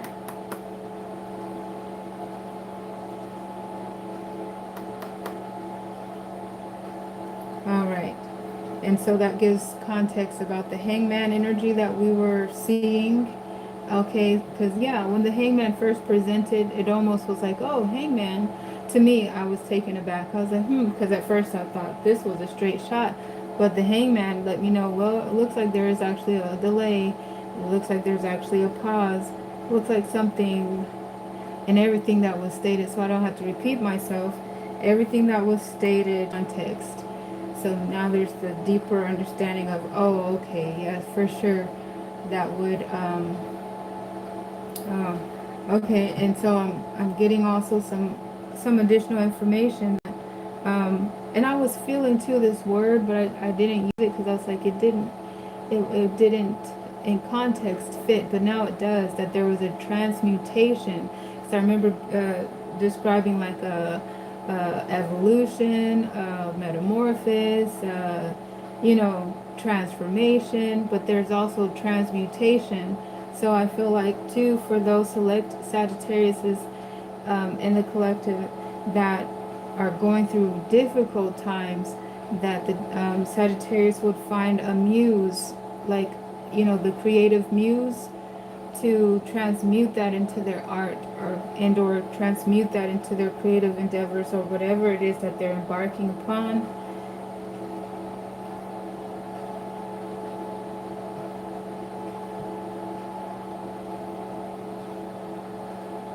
And of course, the ninth house talks about higher learning and philosophy and every aspect of learning. So, transmutation in this hangman, which we were talking about, thinking outside of the box, having innovative, cutting edge ideas, methods, concepts, etc. Okay, is there anything else? All right, there's a confirmation there too that's describing these walls are going up. There's some in the collective that are actually experiencing that sadness, that sense of loss.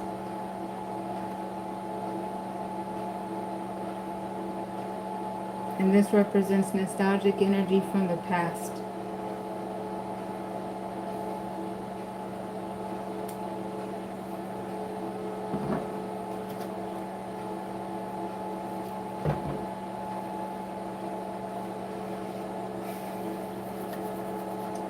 Is there anything else? Okay, and I'm being closed out there. So that describes why that Nine of Fire was there. And that helps us understand more about why the moon is there. So let's see.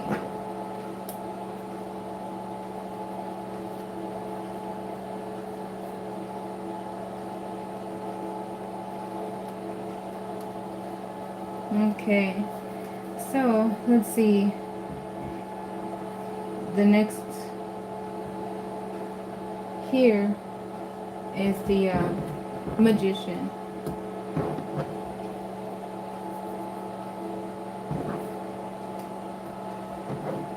Dear Holy Spirit, please clarify the Magician. Why is the Magician here?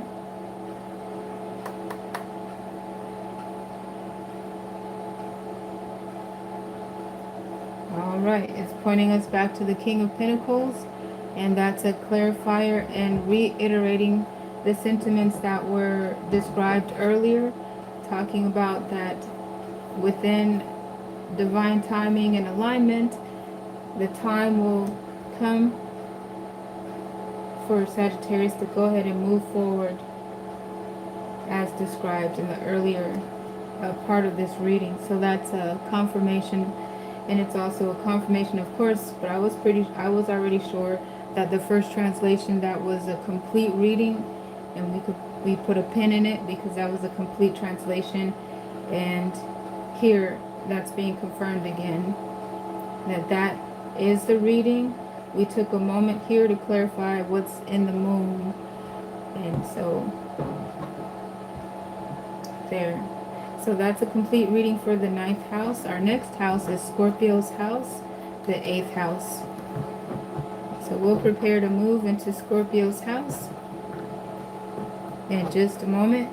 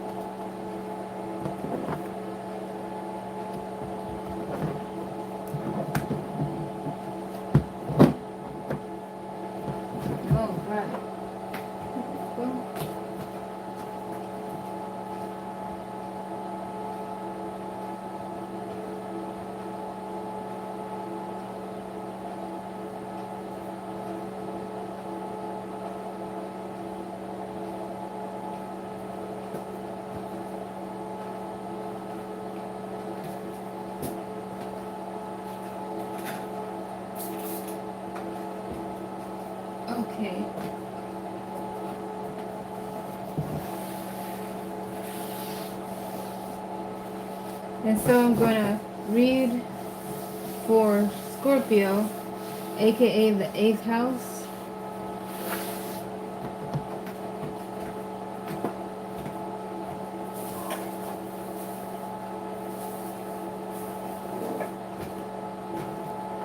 Okay, Scorpio, the 8th house.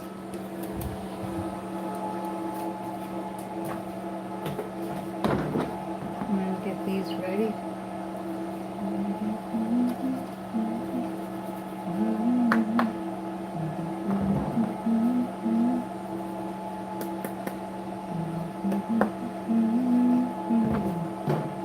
Okay, the 8th house for Scorpio.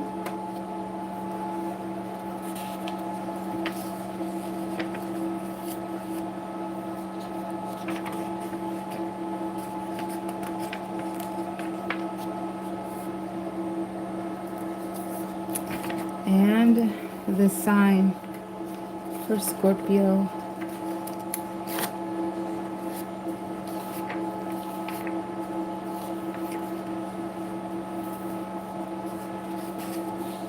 All right, Scorpio, the scorpion, intense power. How many Scorpios does it take to screw in a light bulb?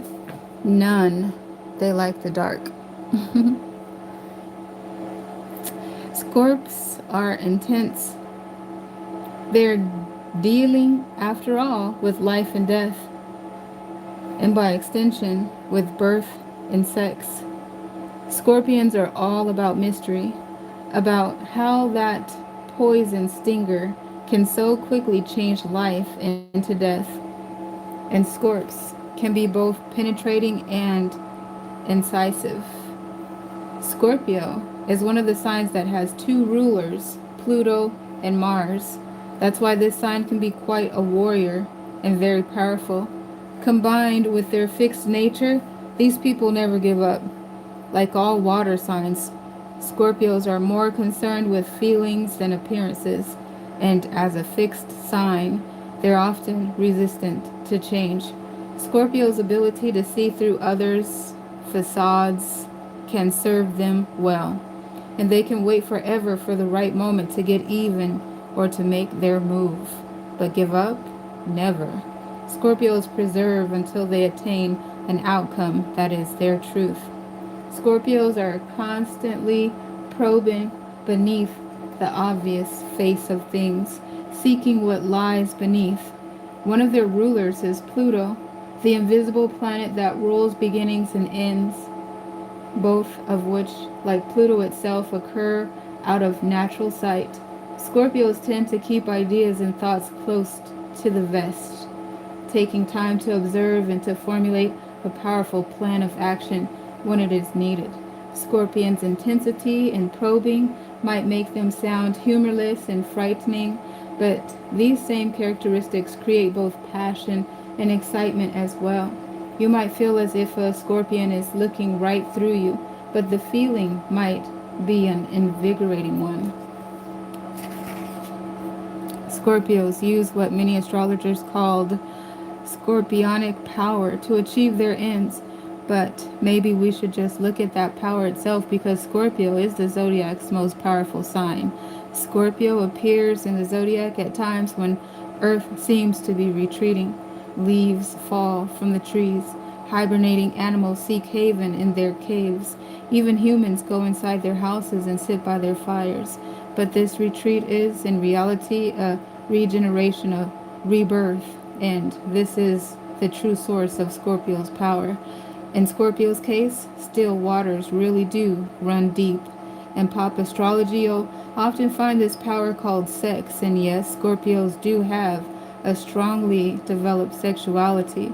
Sometimes, though, they might disguise this even from themselves, in which case they may constantly be seeking something they can't quite name. The quest may take them or push others to the edge. Sometimes Scorpios sometimes Scorpios sublime mate. Okay? This energy into other projects. Sublimate. It must say sublimate, but I don't know what it means, and I should look it up. But sometimes Scorpios sublimate this energy,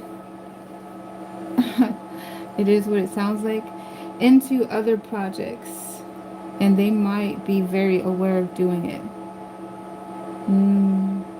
I feel like that is what I was looking at in Sagittarius's reading. Literally, it was that 13 major arcana is Scorpio's archetype in tarot, by the way, the death card.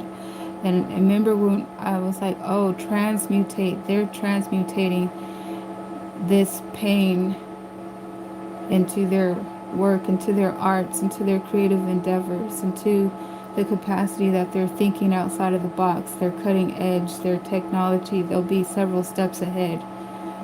But that's what's being described here. Um,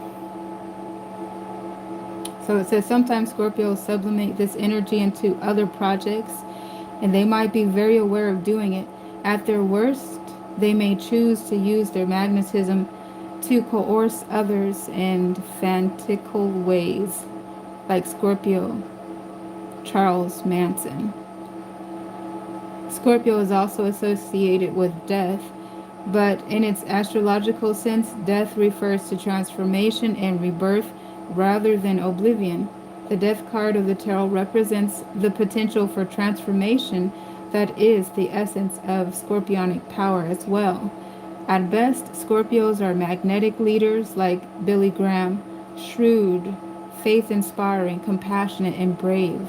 At their worst, they're manipulative, vengeful, and even cruel. Like the nuclear energy that shares Pluto's rule, they can use their power for good or evil. And Scorpios would do well to use their tremendous energy and power in positive ways, such as healing and learning control.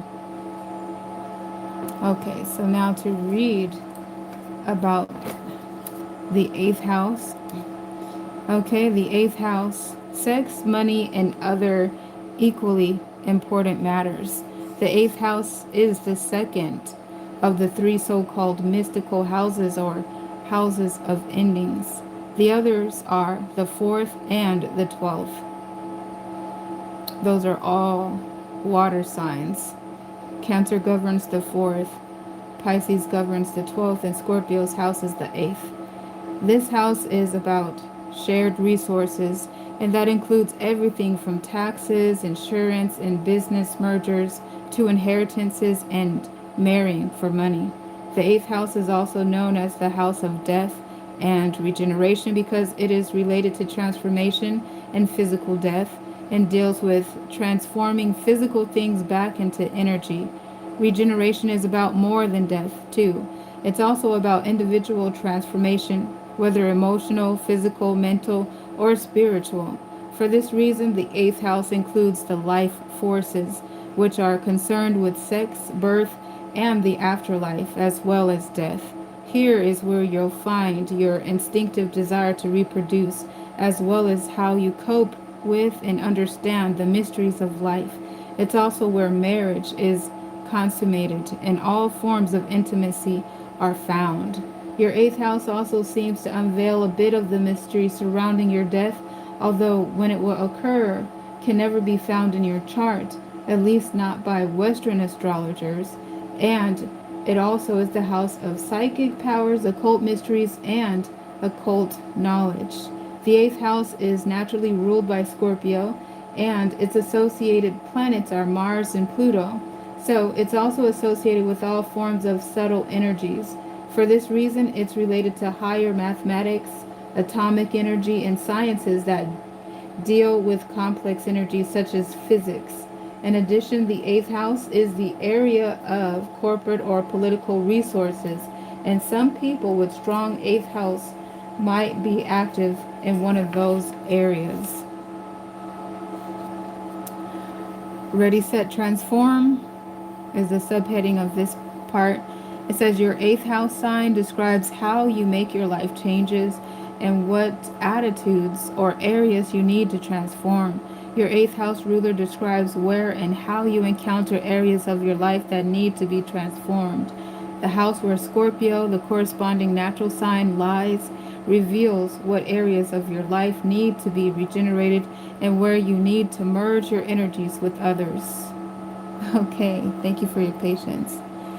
And that's where we will begin to read for the 8th house, Scorpio's house.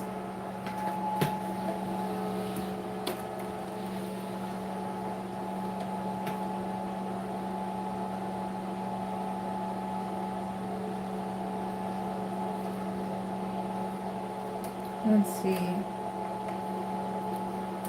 Oh, there's a question in the chat about doing a health reading. What are you saying? Oh, see if the health is going to improve. So, the disclaimer for doing a health reading, this reading is not intended to replace medical professional advice or prognosis or scans or anything. Alright, there's no guarantee I'll even be able to see anything, and there's no guarantee that I'll be accurate.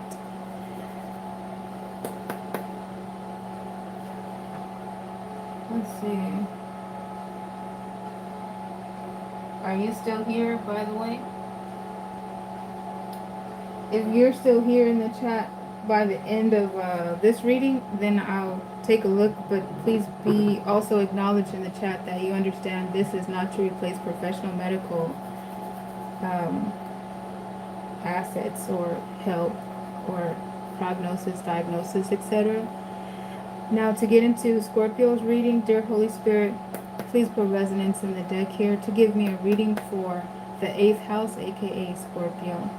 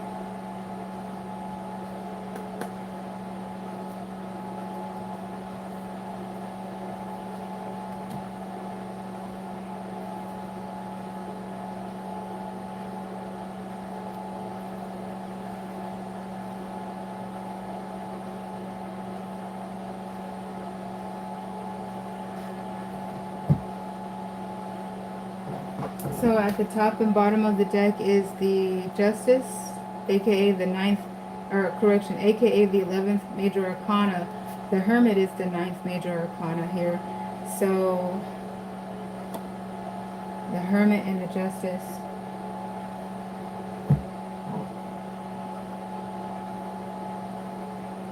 Hey guys, thank you so much for your support on the channel and on the video. Thank you for interacting with me in the chat.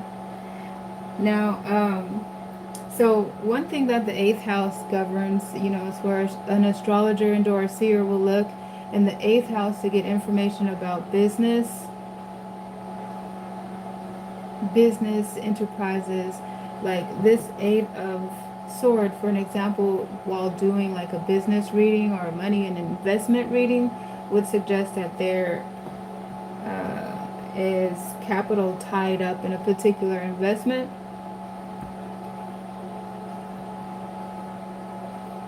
So this, off the top, it looks like it could have something to do with a business financial reading. Someone could be thinking about taking money out of an asset. And this would suggest that it would be a volatile, risky idea to do that. And that would be a straightforward reading. Like if somebody was thinking about taking assets out of some collateral to put somewhere else into a volatile situation, that's what this reading would suggest. And if possible, it would lean towards a high likelihood of advising against doing it.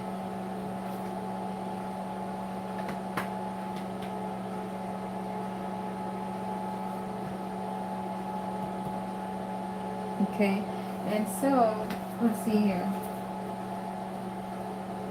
To get additional information about that,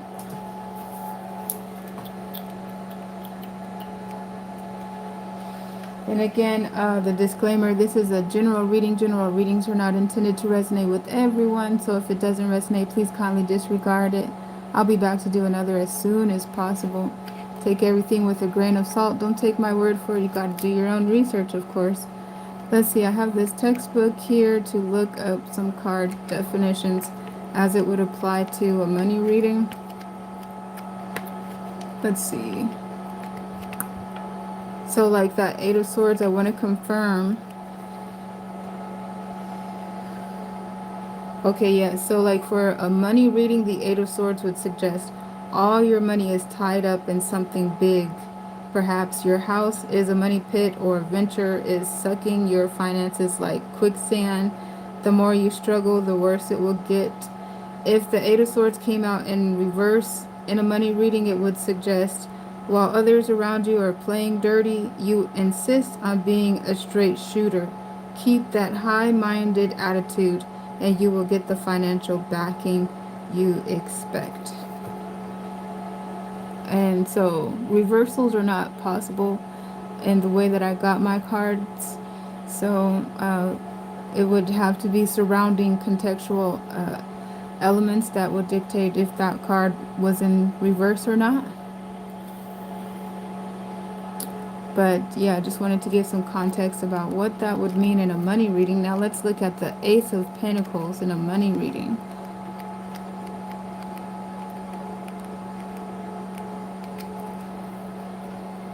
You are in line to receive a gift that could really help your material standing. Don't think of yourself as a charity case. Accept the gift with gratitude and grace. But yeah, so that confirms that that pentacle is there. And it looked like to me pulling it out of an asset. But if it were to come out in reverse, it would say you took a few risks and now you're paying for it. You have a chance to salvage the damage by uncovering the details you missed before. And again, there's no reversals possible in the way that I got this spread. Let's look at the next card combination, which is the Wheel of Fortune.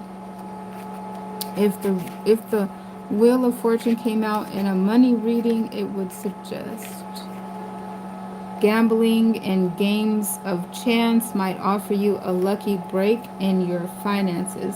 Just know that you can't bank on luck all the time. If it came out in reverse, it would say ground yourself in tried and true methods of making money. Don't try new tricks. So I would stand correction in thinking that that I would suggest no, don't do it, because with that definition, it's completely subjective, and it looks like there's a high, I was going to say a high probability that the investment could be successful. And especially if it looks like especially if the Eight of Swords, well, no, I was going to say especially with the Eight of Swords and a certain orientation, like upright or reversed. And the upright, the Eight of Swords looked like it would have been risky, according to the textbook definition, because it looked like the best predicament for that Eight of Swords in a money reading would be in reverse. But anyhow, all right, so that's what it says. So I stand correct about what I would have advised. Technically, me personally, I still wouldn't do it with the Wheel of Fortune. But then again, remember from yesterday's reading when we were reading about investments in astrology, and it was talking about look at, the author advised the collective to look at whoever is advising you, look at their natal chart and see what their position is in the second house. See what their aspect is in the second house as to whether or not they're good at making speculations, investment speculations, etc. Like me, I'm more, uh, I try to stay away from taking financial risks. But anyhow, so that's what that would suggest. That there's possibility for that investment to be successful, but it seemed to be talking about it's not. It looked like a risk, and it looked like a gamble, but it could be paying off, but not for like the long term. Like do this momentarily, but not think that it would be something to do with long term, like a long term tried and true method. Now that I read that definition, it makes sense too, because the Wheel of Fortune has Jupiter as its planet, which is a good fortunate embodiment there, especially if it's in the upright position. But anyhow, we read the definition, so this would be a subjective reading, but that's what I feel like the translation would talk about. The Corinth thinking about taking some capital out of an asset, and it looks like to invest it somewhere where there might be some quick gains. Probably likely to take the gain out and put it back. But let me see. With that being stated, what else?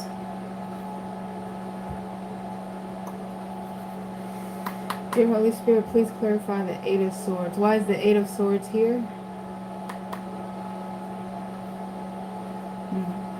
It's being clarified by the Seven of Cups. So for me, that would say this situation is like the asset that it looked like the money could potentially be pulled from. It looks like this asset is kind of uncertain itself. But then again, too, it could talk about acknowledging the risk involved in taking the money out of there to apply it somewhere else. So the Seven of Cups, let's take a look at the definition of the Seven of Cups in a money reading. Seven of Cups. Let's see.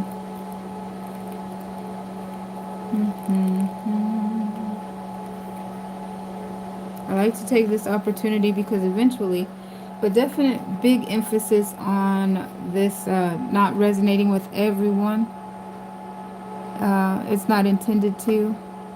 And definitely just taking this opportunity to get more familiar with card combination and card definitions to apply in a money reading. Just preparing to look at more market readings in the future, hopefully. So the Seven of Cups in a money reading would say, money matters are looking up. Numerous opportunities for enhancing your finances are at your fingertips. So I'm glad I'm reading that because my interpretation was different. That Seven of Cups says money matters are looking up. Numerous opportunities for enhancing your finances are at your fingertips. If it came in reverse, it would say your finances are too spread out. You're having a hard time controlling money flow. You feel drained from trying to keep track of everything. Well, I guess I could have been correct, but orientation would be the deciding factor. And the way I pulled the cards, we weren't able to get that orientation. All right, so there we have that. Okay, so now I can see it that we read the definition that this is talking about money matters are looking up, opportunities are presenting itself there. But it said if it was reversed, okay, that makes sense.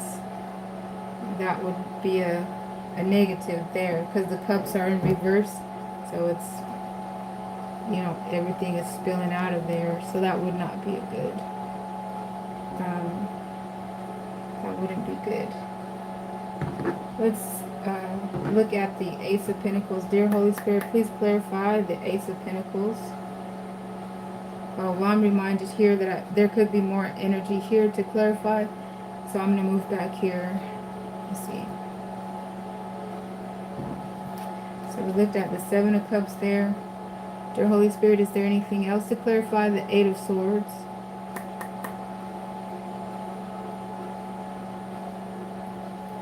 Okay, Eight of Pentacles. Let's see. Eight of Pentacles.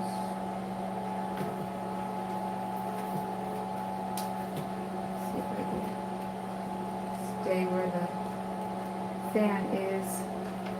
Eight of Pentacles says in a money reading. Okay. Eight of Pentacles says in a money reading, you're going to have to focus and get your hands dirty to accumulate the kind of wealth you're dreaming of. Time to put imagination into reality and get to work. If it came in reverse, it would say making money holds no interest for you. You place more value on vision, creativity, and ideas. Your focus is admirable, but don't get into the starving artist mindset.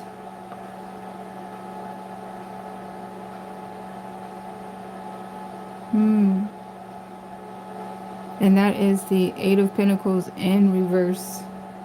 So again, if it came out in reverse, making money holds no interest for you. You place more value on vision, creativity, and ideas. Your focus is admirable, but don't get into the starving artist mindset.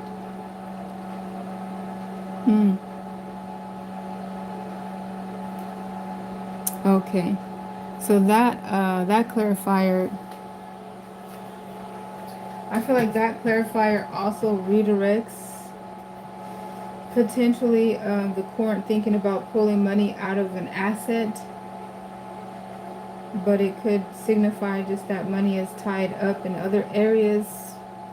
And then the Eight of Fire, or the Eight of Pentacles, clarifying that, we'll talk about working hard to get out of that predicament to move forward, and we'll see what the move forward is all about when we get to clarifying the Ace of Pentacles and the Wheel of Fortune. But I'm still here to see if there's anything else to say about the Eight of Swords. Dear Holy Spirit, please continue to clarify the Eight of Swords. Is there anything else?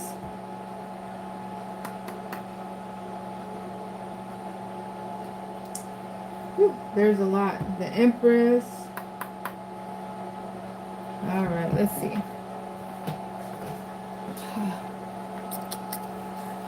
Let's see here, Empress.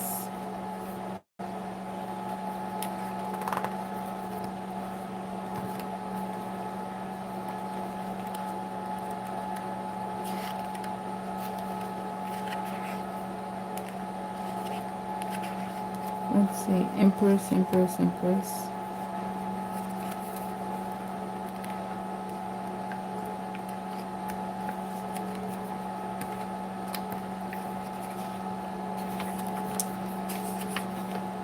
In a money reading, it says you have worked hard on your financial situation. If the Empress were to come out in a money reading in the upright, it would say you have worked hard on your financial situation. You have been saving or planning for better monetary return. Now you're going to see the payoff. If it came out in reverse, it would say your financial flow feels like it's running upstream. No amount of brute force is going to switch those streams. The best course of action is to give thanks for what you have and wait out the financial drought.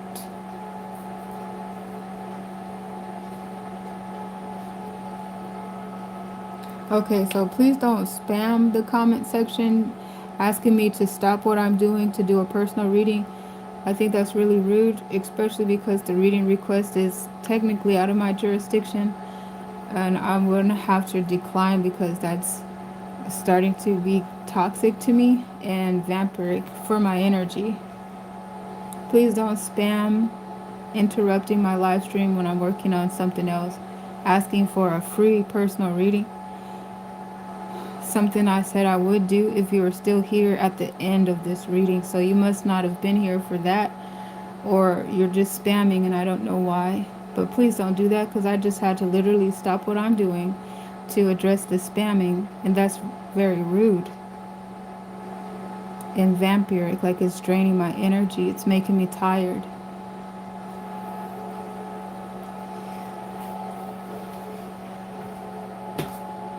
And I'm only in the 8th house. I've got a long way to go. Let's see.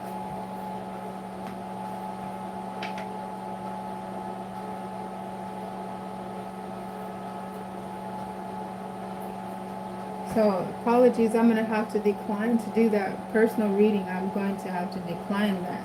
I cannot do it. Let's see here. I don't want to waste your time, and I have to decline because the energy does not, it's not reciprocal. It's not a good energy exchange to do that for free on a health reading, which is out of my jurisdiction. I would have to refer you to the medical professionals, and I definitely wish you all the best in that situation. Thank you for the opportunity to read for you. I would not be able to do that. Let's see here. Okay, so just to continue, dear Holy Spirit, please clarify the 8 of Swords. Okay, the 6 of Swords. So yeah, I feel like I'm gonna pause this reading right here because I don't have enough energy to finish it, and plus it's more of a study. So I just wanted to get into it and take a look at what it would be like to do a financial reading. This clearly looked like a financial reading, and thank you for your patience while I looked at it in that context. Now let's see here. Is there any other interpretation there in the 8th house for Scorpio? Let's see.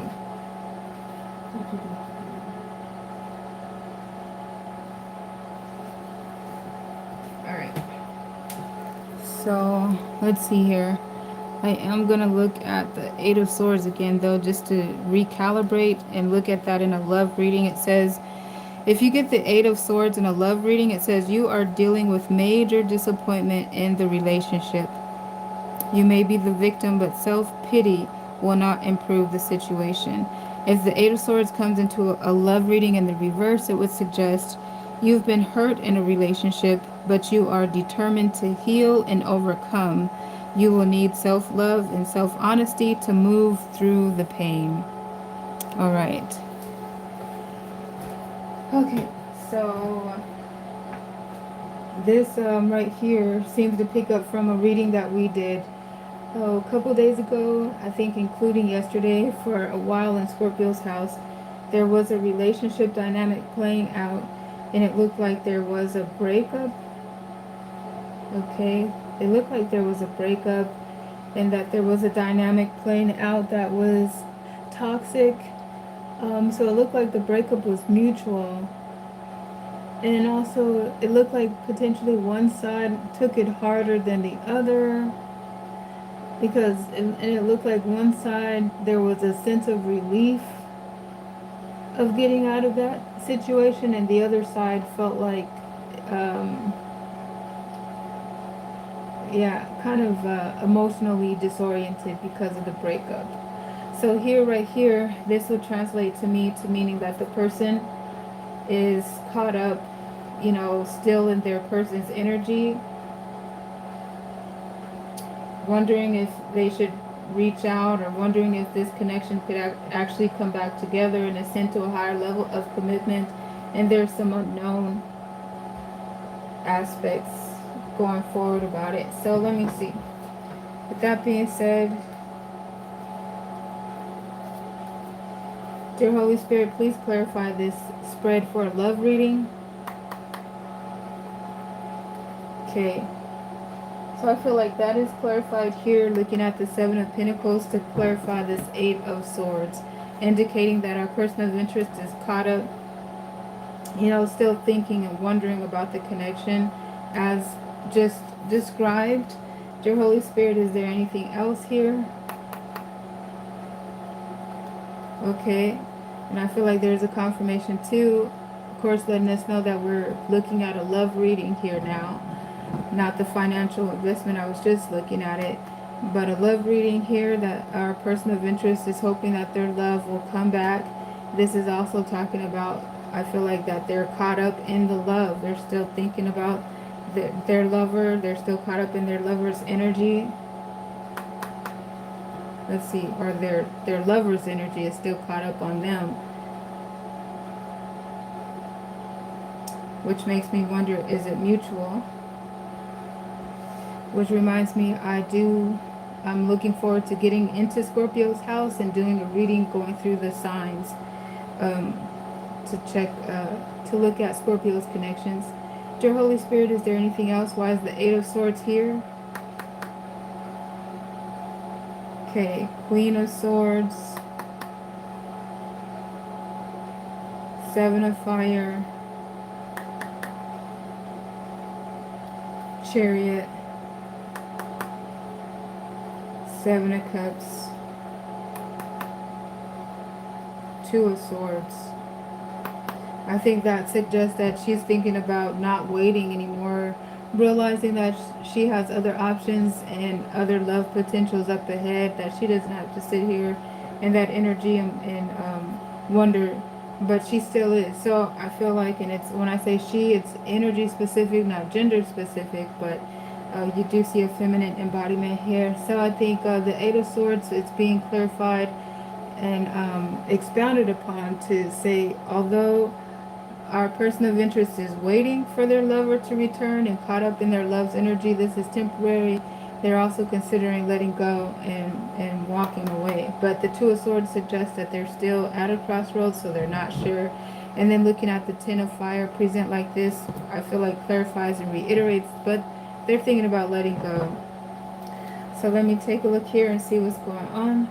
Dear Holy Spirit, please clarify the Ace of Pentacles. Okay, looking at the star, the moon. I wanted to, the King of Cups made an appearance. Dear Holy Spirit, please clarify the Ace of Pentacles. Why is the Ace of Pentacles here? All right, so it looks like the lover is going to try to communicate. There's going to be some communication.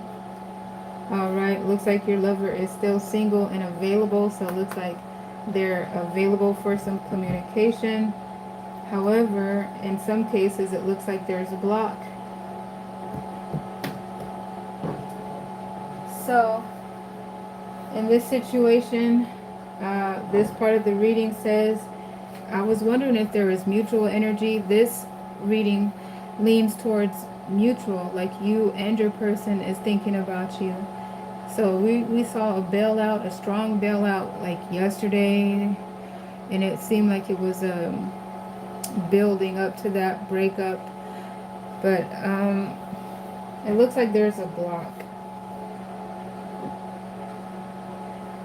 So even though there's some communication that's, oh yeah, so that would also be like, hey, if you want to hear back from your person.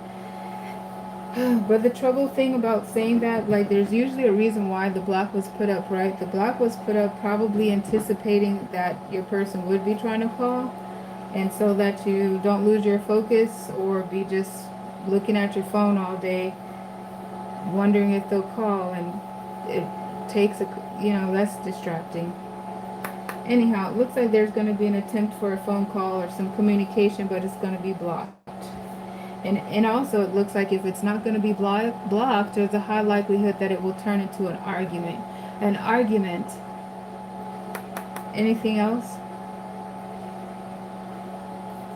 Okay. There's a suggestion to walk away from the connection and to move into a new chapter. Let's see what this Wheel of Fortune is about. Dear Holy Spirit, please clarify the Wheel of Fortune.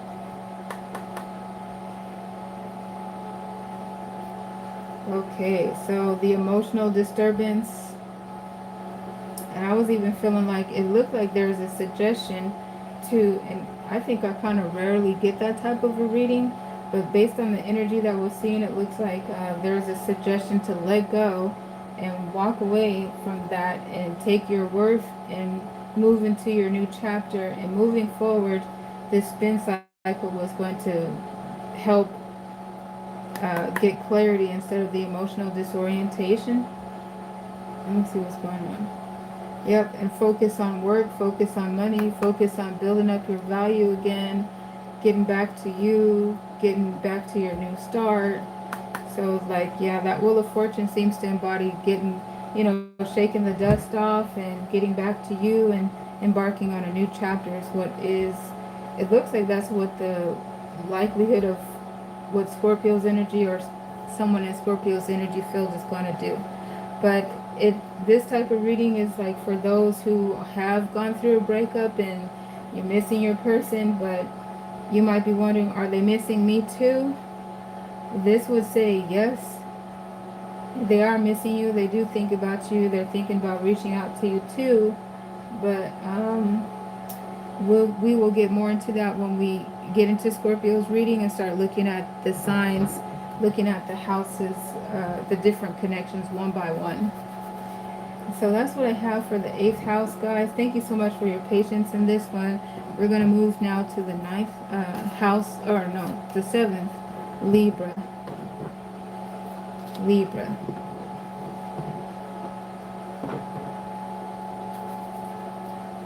Let's see.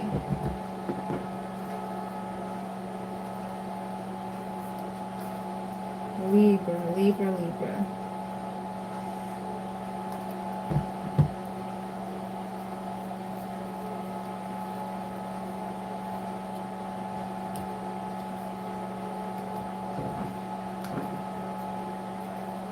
Okay, let's see here.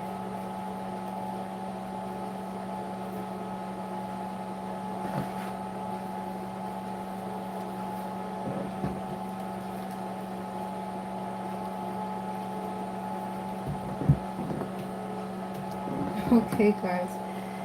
All right, let's see. 6, 7, Libra. Okay, so yes, thank you all for your patience.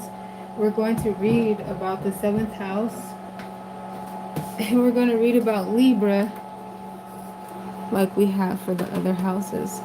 Thank you for your support on the channel and on the video. Okay, let's see.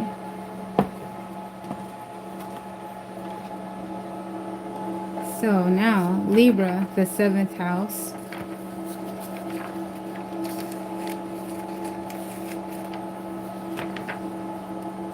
Okay.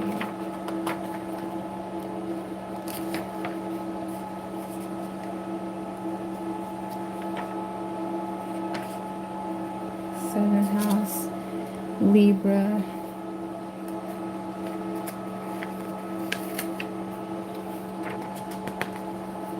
Here we go. All right. Libra. The scales, a fine balance. How many Libras does it take to screw in a light bulb? Maybe one. It says maybe one to do it and one not to do it. Harmony, balance. No one wants to even things out like a Libra. Libra begins at the autumnal equinox. So the autumn equinox, a time when the length of the day equals the length of the night. And scales strive for such balance in all they do. Libras know that although there's a time and place for doing things on your own, you can't do everything alone. Scales realize the need to cooperate with others to maintain equilibrium and stability and connect heart and mind to achieve unity and peace. Libras are charming, and their charm is primarily due to the rulership of Venus. Scales see everything from both sides and have a great appreciation for art and beauty. As a Yang cardinal sign, they generate a great deal of activity as well, especially in starting things from diplomatic talks to friendships. But Libra is an air sign, and well, it says, but Libra is an air sign as well, and like all air signs, has an active mind. In Scales' case, this takes the form of looking at one side and then the other, weighing everything over and over again. Like other cardinal signs, Libra seems constantly in motion, moving around and enjoying life. The best and worst of Scales. This subheading reads as follows. It says, Scales are social creatures, ready to share their experience with others and quick to form partnerships. Friendly, popular, and attractive, they often are idealistic as well, eager to talk about their high principles and lofty ideas with any who will listen. But Scales can seem affected or insincere, too eager to compromise, or worse, indecisive. Scales are often so busy weighing each side of an issue that they can never come to a conclusion or decision. Also, in their need to please others, they might forget to please themselves. Scales need to be aware of their own needs and meet them, not just those of other people. At their best, Scales understand that their strength lies in creating and maintaining relationships. Libras seek to find their perfect complement, their other half to complete the balance. They also want to find balance in other things, not just relationships. Libra is the sign of justice, and so is represented by a blindfolded Venus who holds the scales of Libra in one hand and the sword of Mars, aka Mars's association is with Aries, its opposite in the other. So, scales in one hand and the sword in the other hand. The goal for Libra is the attainment of inner harmony and reconciliation of opposites. Not an easy task, but if anyone can do it, Libra can. All right, now we'll read about the seventh house. The seventh house is traditionally the house of partnership and marriage. The natural ruler of the seventh house is Libra, and its associated planet is Venus. When you look at your personal birth chart, the sign that appears on the cusp of your seventh house is your descendant, which reveals what you seek in partnerships and relationships. Your seventh house is the place where you learn to put your own interest aside for the sake of your primary relationships. It can indicate what kind of mate and marriage you'll have, but it also indicates other kinds of partnerships too. Important friends and associates, your business partnerships, and your legal affairs and agreements. Successful navigation of your seventh house means that you understand shared goals and commitments. This is the house of your primary relationships, after all, and that can include everything from your soulmate to the way relationships change. Most of all, your seventh house is the place where you cooperate and share. Where you cooperate and share with others. Heavenly connections is the next subheading, and it says your seventh house sign describes your relationships and partnerships and how you connect with others. This is the house of sharing. It tells how you cooperate with a significant partner through agreements or contracts in all kinds of unions, from romantic, including marriage, to business. This is the house of commitment, cooperation, and connection. And don't forget, if there are no planets in a house, The ruler and its association with other planets show what's happening in that area of your life. Libra, the seventh house landlord, is all about relating to others and shared values. Okay, guys, thank you for your patience. Hello, Leo, woman in the chat. Hi, everybody. Thanks for stopping by and saying hello. Thank you for your support on the video and on the channel. And we will get into our seventh house reading now. So I'm going to turn this fan towards me. Okay. All right. Dear Holy Spirit, let's see. I'm going to make sure this fan is on me good. Dear Holy Spirit, please give me a reading for the seventh house, aka Libra's house. All right. So we have the Six of Swords, Seven of Fire,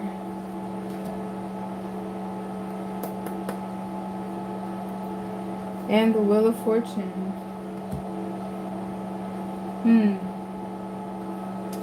And then we got Libra's energy here, the archetype of the Justice and the Hermit. So it looks like withdrawn energy there.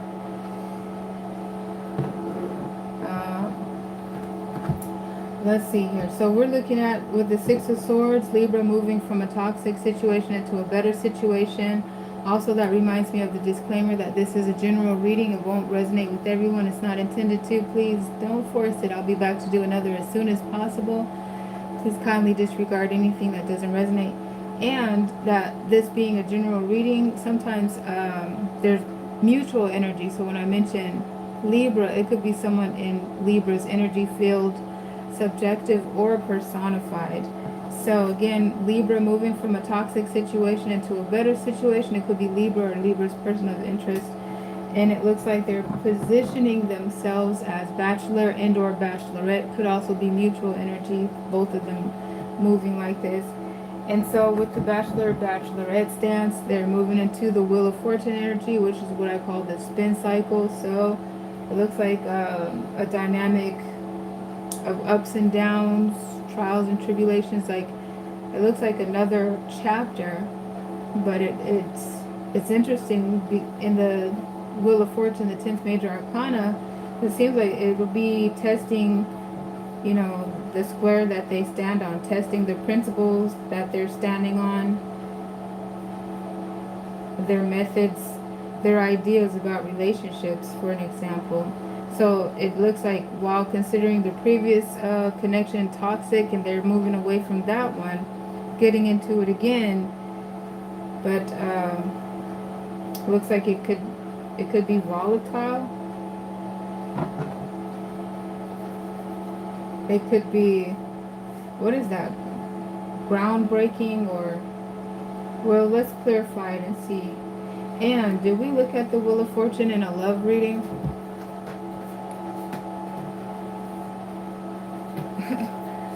Now I'm getting spoiled looking at the textbook.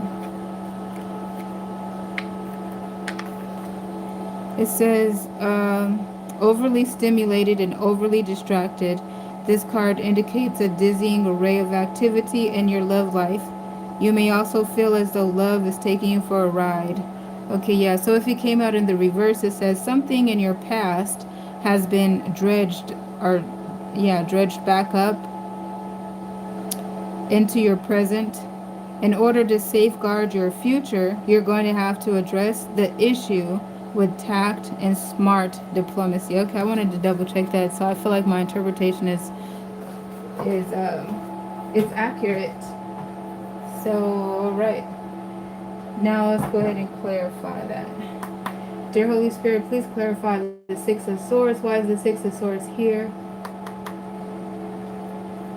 All right, so something has been discovered and or realized, and so I feel like that confirms what I was saying about it. Something was realized that was toxic from the past connection, so they're moving out of that connection. Anything else? All right. And it looks like as they're coming out of that connection, this does seem to confirm what was said about them moving into something that looks like it could be more volatile. This feels like that other connection could have been so exhausting and draining. Like they came to a breaking point, frustrated. So it almost looks like it would be more advised to pause for a time to heal. That almost looks like it's a suggestion based on the energy trajectory for right now. But anyhow, looking at the Ten of Fire representing that Six of Swords, looks like they had to salvage themselves out of that situation because it just was it like toxic. Almost seems like an understatement, and it began to. It feels like erode who they actually are. Like change who they are. They have to like find themselves again type energy. Let me see what else. Okay, then looking at this Justice, which is Libra's energy, I feel like again that's talking about, yeah, that toxic connection, and of course with that disclaimer, it's not meant to resonate with everyone.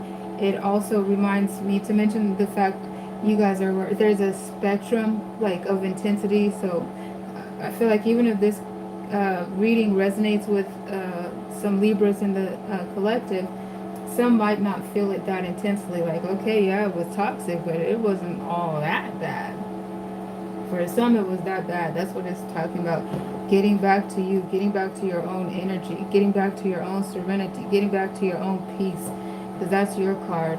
And so, and I feel like too, that's a confirmation of what was stated. Like this Wheel of Fortune it has a high likelihood of really testing, but then this helps to realize, get back to you, like knock off the dust, knock off ideas that aren't really resonating with you. It feels like you took on a lot and was like in that connection thinking about compromising. You may have compromised to try to bring balance into your connection and settled with ideas, mindsets that's not really intrinsic to who you are.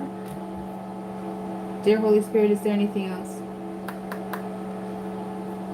Yeah, it was very toxic and emotionally destabilizing.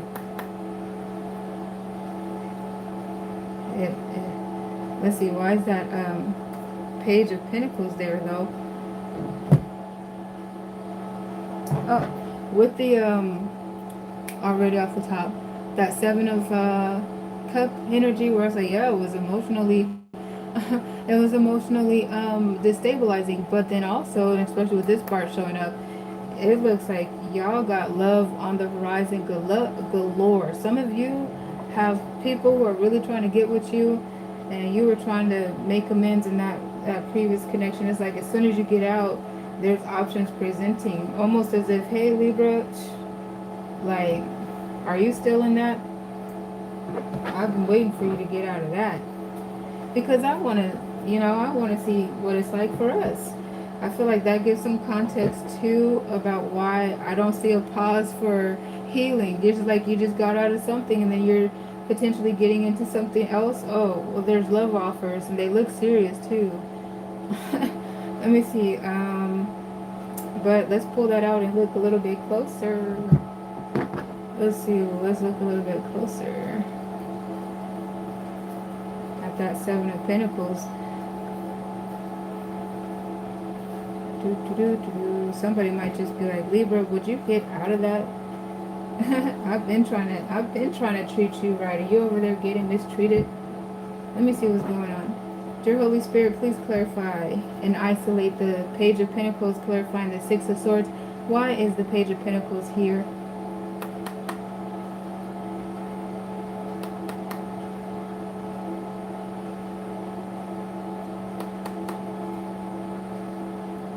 Oh, look, guys. Yeah, that's a confirmation. It almost looks like with that there too, it's somebody that you're interested in. Somebody that you're familiar with, interested in. It probably will have to, because they're coming to you with the Pentacle and they want to reconcile with you.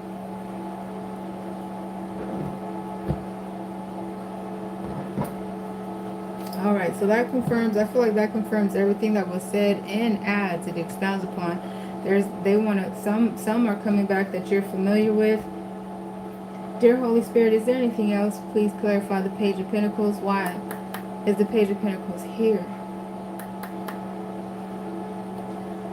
Oh, okay. Even though I'm getting closed out,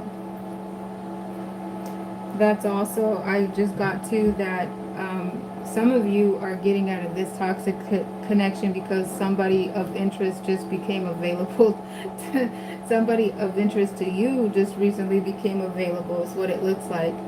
And so, all right, there we have that Six of Swords. Let's see what else. All right. So now we'll move to look and clarify the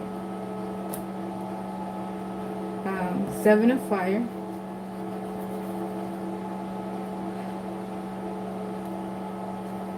Okay. So again, that card is usually my bachelor, bachelorette card. And it's also what I call standing on your square at a position of leverage. But let's see, okay, it also could be defending yourself against maybe some accusations, but you're way above that. Like maybe somebody trying to pull you down to their level. Let's take a look and clarify. Dear Holy Spirit, please clarify the Seven of Fire. Why is the Seven of Fire here?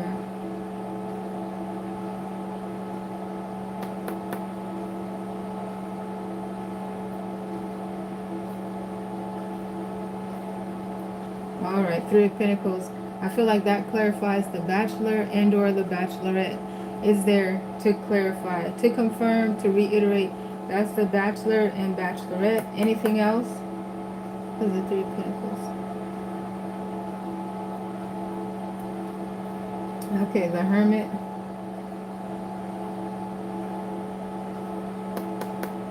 Anything else? Page of Cups. Or Knight of Cups, pardon me. Anything else?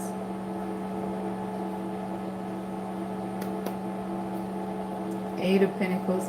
Okay, so far I'm looking at, yeah, that's the Bachelor and or Bachelorette. It suggests that for some of you, there's more than one love interest coming towards you. We've already looked at also the high likelihood that some are coming towards you. And Libra, you might be going towards some, or at least one in particular. It looks like became recently available and or disengaged from a connection that they were heavily in. Anyhow, we're looking at some courtship taking place, and it looks like there's multiple love options for some of you out there. What else was being stated there? Oh, yeah, and some sneaky links. When that Hermit came up too, I feel like there's maybe some that are, yeah, under the radar, kind of like just a quality time that you guys are low-key about. And what else is being said? Oh, now here's the Eight of Pentacles. What? Why is the Eight of Pentacles here? Dear Holy Spirit, why is the Eight of Pentacles here?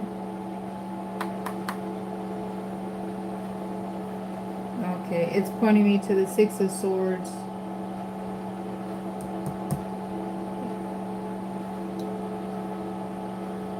Anything else? And the Nine of Fire. That's weird.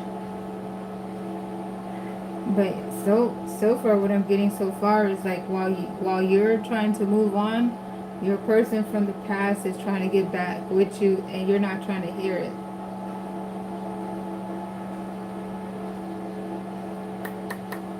Anything else?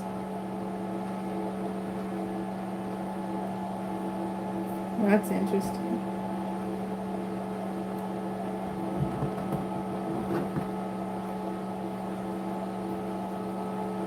Anything else?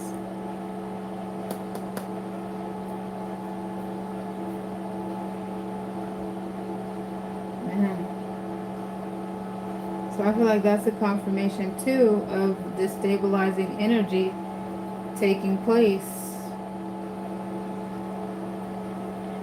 This clarifies that the destabilizing energy taking place, I thought it was going to happen in the Wheel of Fortune, but it seems to be saying that it happens right here while you're standing on your square at a position of leverage.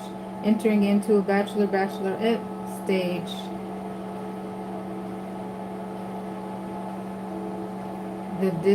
The devastation is causing the destabilization, and then that's why I'm looking at the Wheel of Fortune there. And also, when I thought I was seeing sneaky link energy with the Hermit, not saying that it wasn't, but it seems to maybe suggest healing actually, which is more typical actually of the Hermit to represent healing and not the sneaky link stuff. But let me pull that out and clarify it now, because that's what it looks like is missing, is the healing. Jumping out of one situation and then getting right back into dating, the way that it was expressed, seemed to be a red flag. And then that's why I'm reminded, well, the Hermit was there, so let's look at that again. Maybe I missed it. Didn't mention the healing was right there. But it still looked like if it was in the midst of all of that dating and stuff. So it was like trying to heal in the midst of all of that action. But let me take a look. Thank you for your patience. Dear Holy Spirit, please clarify the Hermit, Ace of Swords,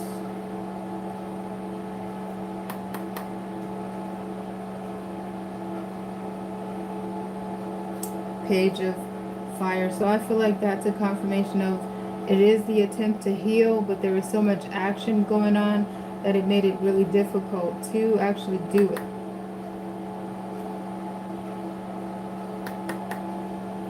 Is there anything else?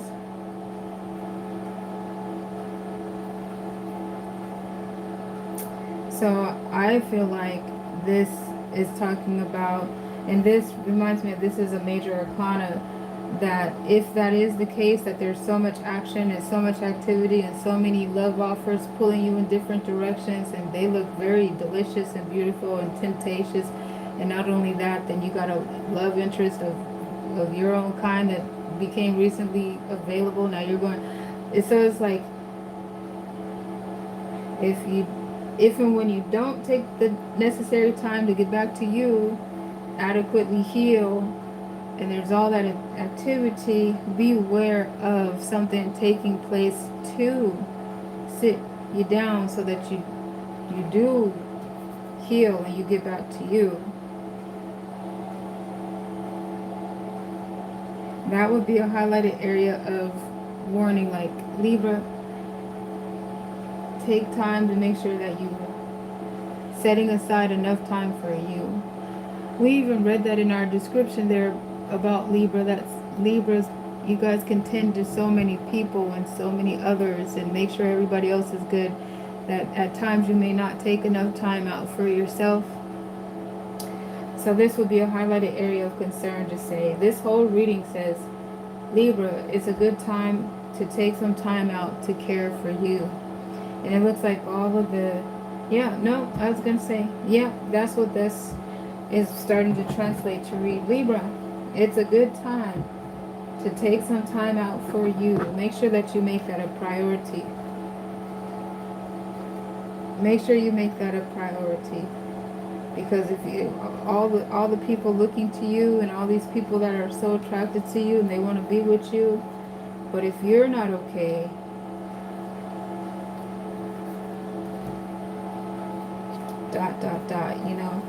let's not even think about it. Let's not even let it get to that. Okay, so now let's look into the Wheel of Fortune.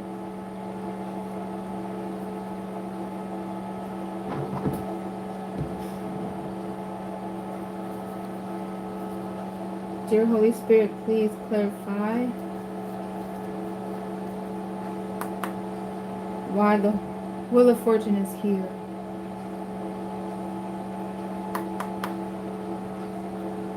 Okay, King of Pentacles.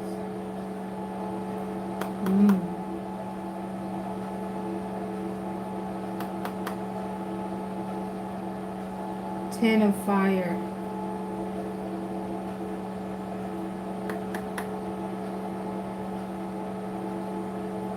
High Priestess,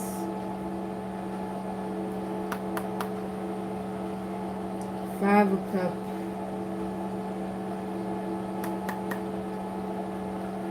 Page of Pentacles, 10 of Fire. So I feel like we're starting to look at the potential lovers. And this 10 of Fire is it's shown itself twice now. And between looking at different love options, different lovers. So I feel like this Wheel of Fortune is literally illustrating different lovers, different love opportunities, different situations that culminate to a breaking point. Okay. So that's what I have there in this spread. Alright, for those Libra, so this is a general reading that's not intended to resonate with everyone. This is a particular Libra in the collective that have a lot of love offers surrounding you. It's like lovers from all over the place are trying to have some time with you. And this reading seems to continue to try to get your attention, Libra, and like I said, point you back to you, making sure that you're okay, because all of these connections, as beautiful as they are, as desirable as they are, it's going to depend on you being on your square, the position of leverage at all times. So make sure, and it looks like that past connection was so toxic that you want to just make sure that you're back to your own energy. But that's what this one suggests so far. Now, let me see. What do you guys think? Was that a good reading? Or was it kind of...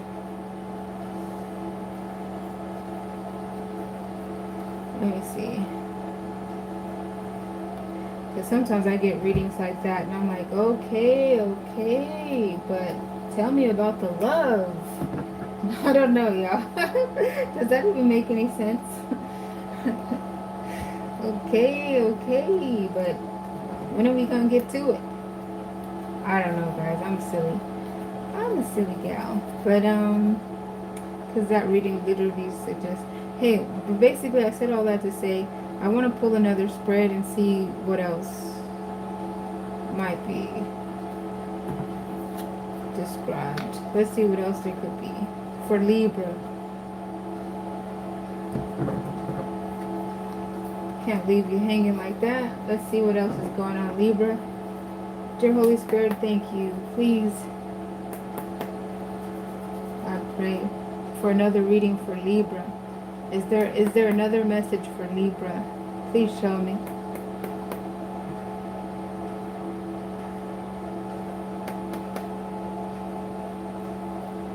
All right, 5 of Swords.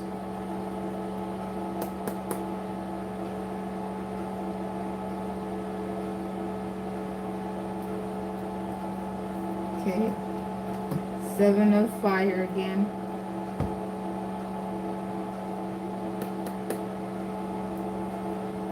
And the Justice.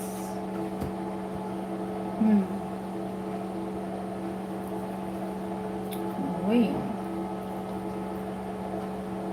And then we have the Hangman and the Strength.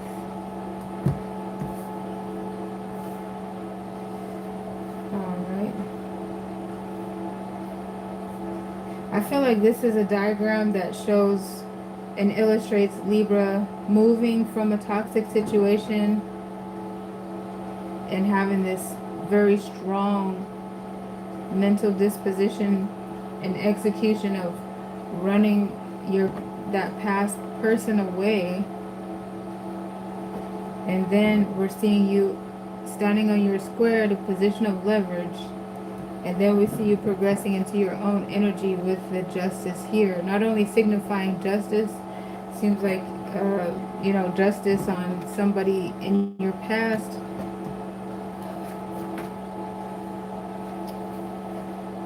And also justice and getting back to your own energy, Libra. Justice Oh, let's clarify. I was going to say also in the high likelihood that you find yourself in a connection that's healthy, unlike the one from your past. But let's take a look. Dear Holy Spirit, please clarify the Five of Swords. Okay, Queen of Swords. I feel like this is a really beautiful confirmation. Technically, the Queen of Swords is Libra's energy. And it's here with the Queen of Swords, clarifying this Five of Swords, that Libra is embodying their own energy and cutting out the nonsense. Cut it out. Cutting out the nonsense with sticking to your guns, sticking to your value systems, running away whomever doesn't fit that. So with that being stated too, I feel like this is Libra coming on the stage, and this energy applies to any and everyone who's coming towards Libra with any mindset that's not resonating with them. Libra is not tolerating that. And so the previous spread seemed to more so talk about a particular connection that was toxic in the past and moving away from that one and describing how debilitating and how toxic and draining and eroding it was. This one comes on the stage with Libra already having that strong mental aptitude that's not even entertaining anything that's not resonating, and also points to Libra being the Bachelor and or the Bachelorette, and they started out in their energy and leaving this reading and trajectory in their own energy too. And I'm going to want to clarify that. Before moving forward, I want to see if there's anything else. Dear Holy Spirit, is there anything else in the Five of Swords? Why is the Five of Swords here? Okay, Eight of Pentacles, Four of Fire.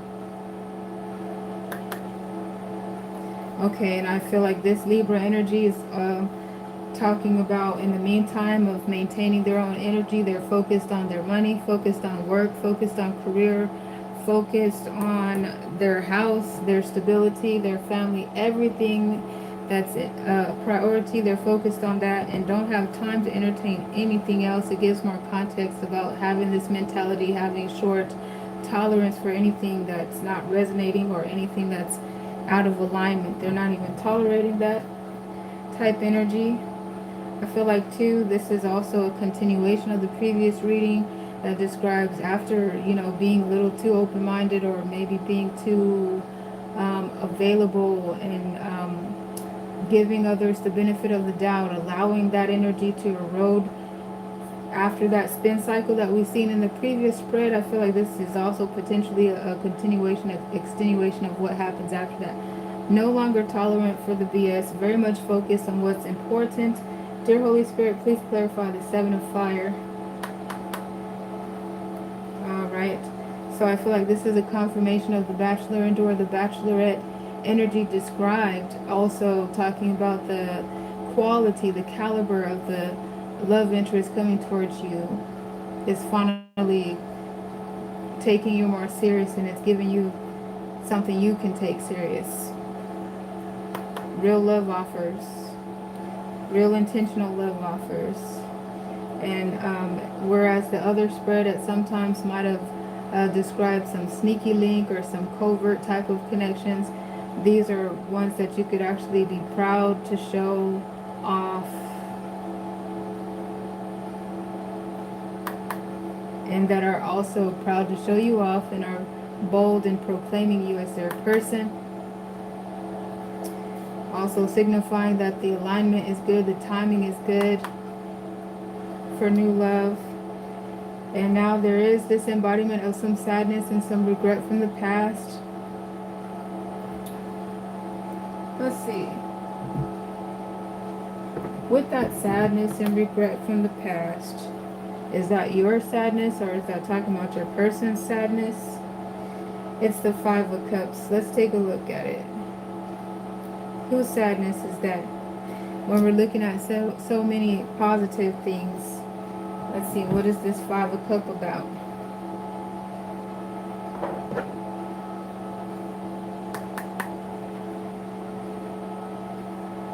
Dear Holy Spirit, please clarify the Five of Cups. Why is the Five of Cups here? Or to clarify the Seven of Fire, why is the Five of Cups here?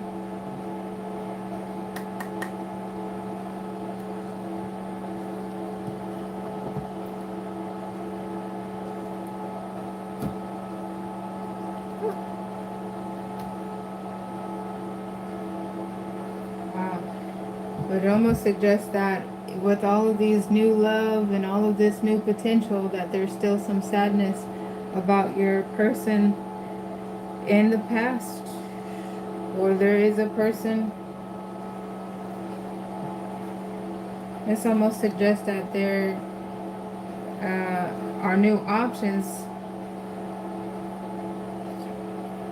but it almost feels like there is a particular lover that these new lovers don't add up to, don't amount to, fall short of.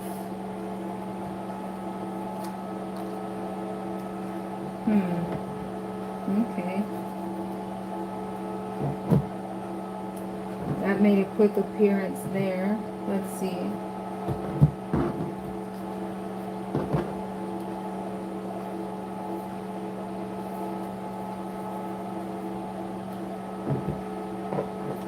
Alright, let's see if there's anything else. Okay, the Ace of Pentacles. And oh, there was consideration about going back to the other lover, wondering if that would work out. Dear Holy Spirit, please clarify. Please continue. Seven of Fire.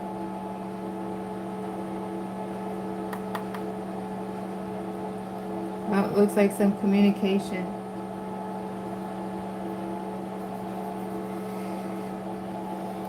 All right.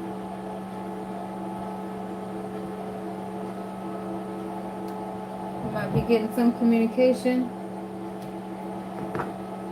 Let's see. Communication from who?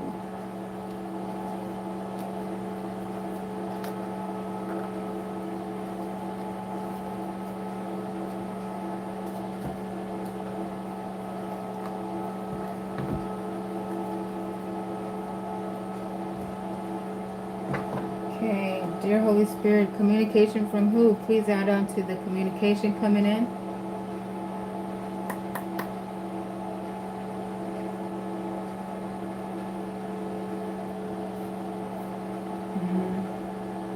Ten of Fire.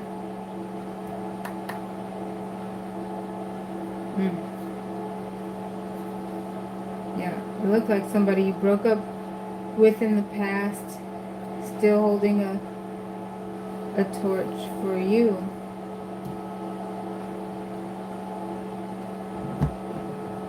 Well, that's interesting, guys. Whew. Okay, well, let's keep looking.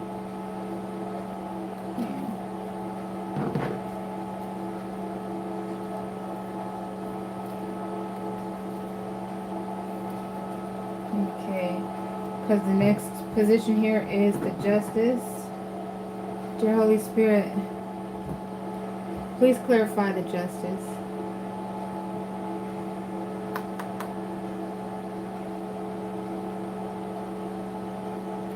Oh, that communication again, y'all.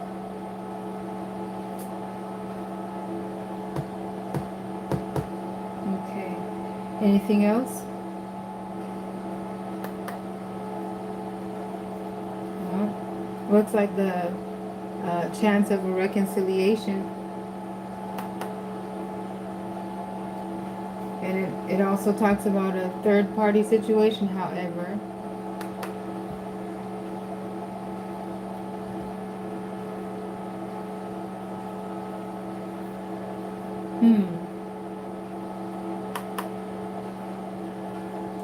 Seven of Cups. Ten of Pentacles. Ten of Fire. Empress. Seven of Cups. Okay, yeah. Well, that's interesting. So it looks like there's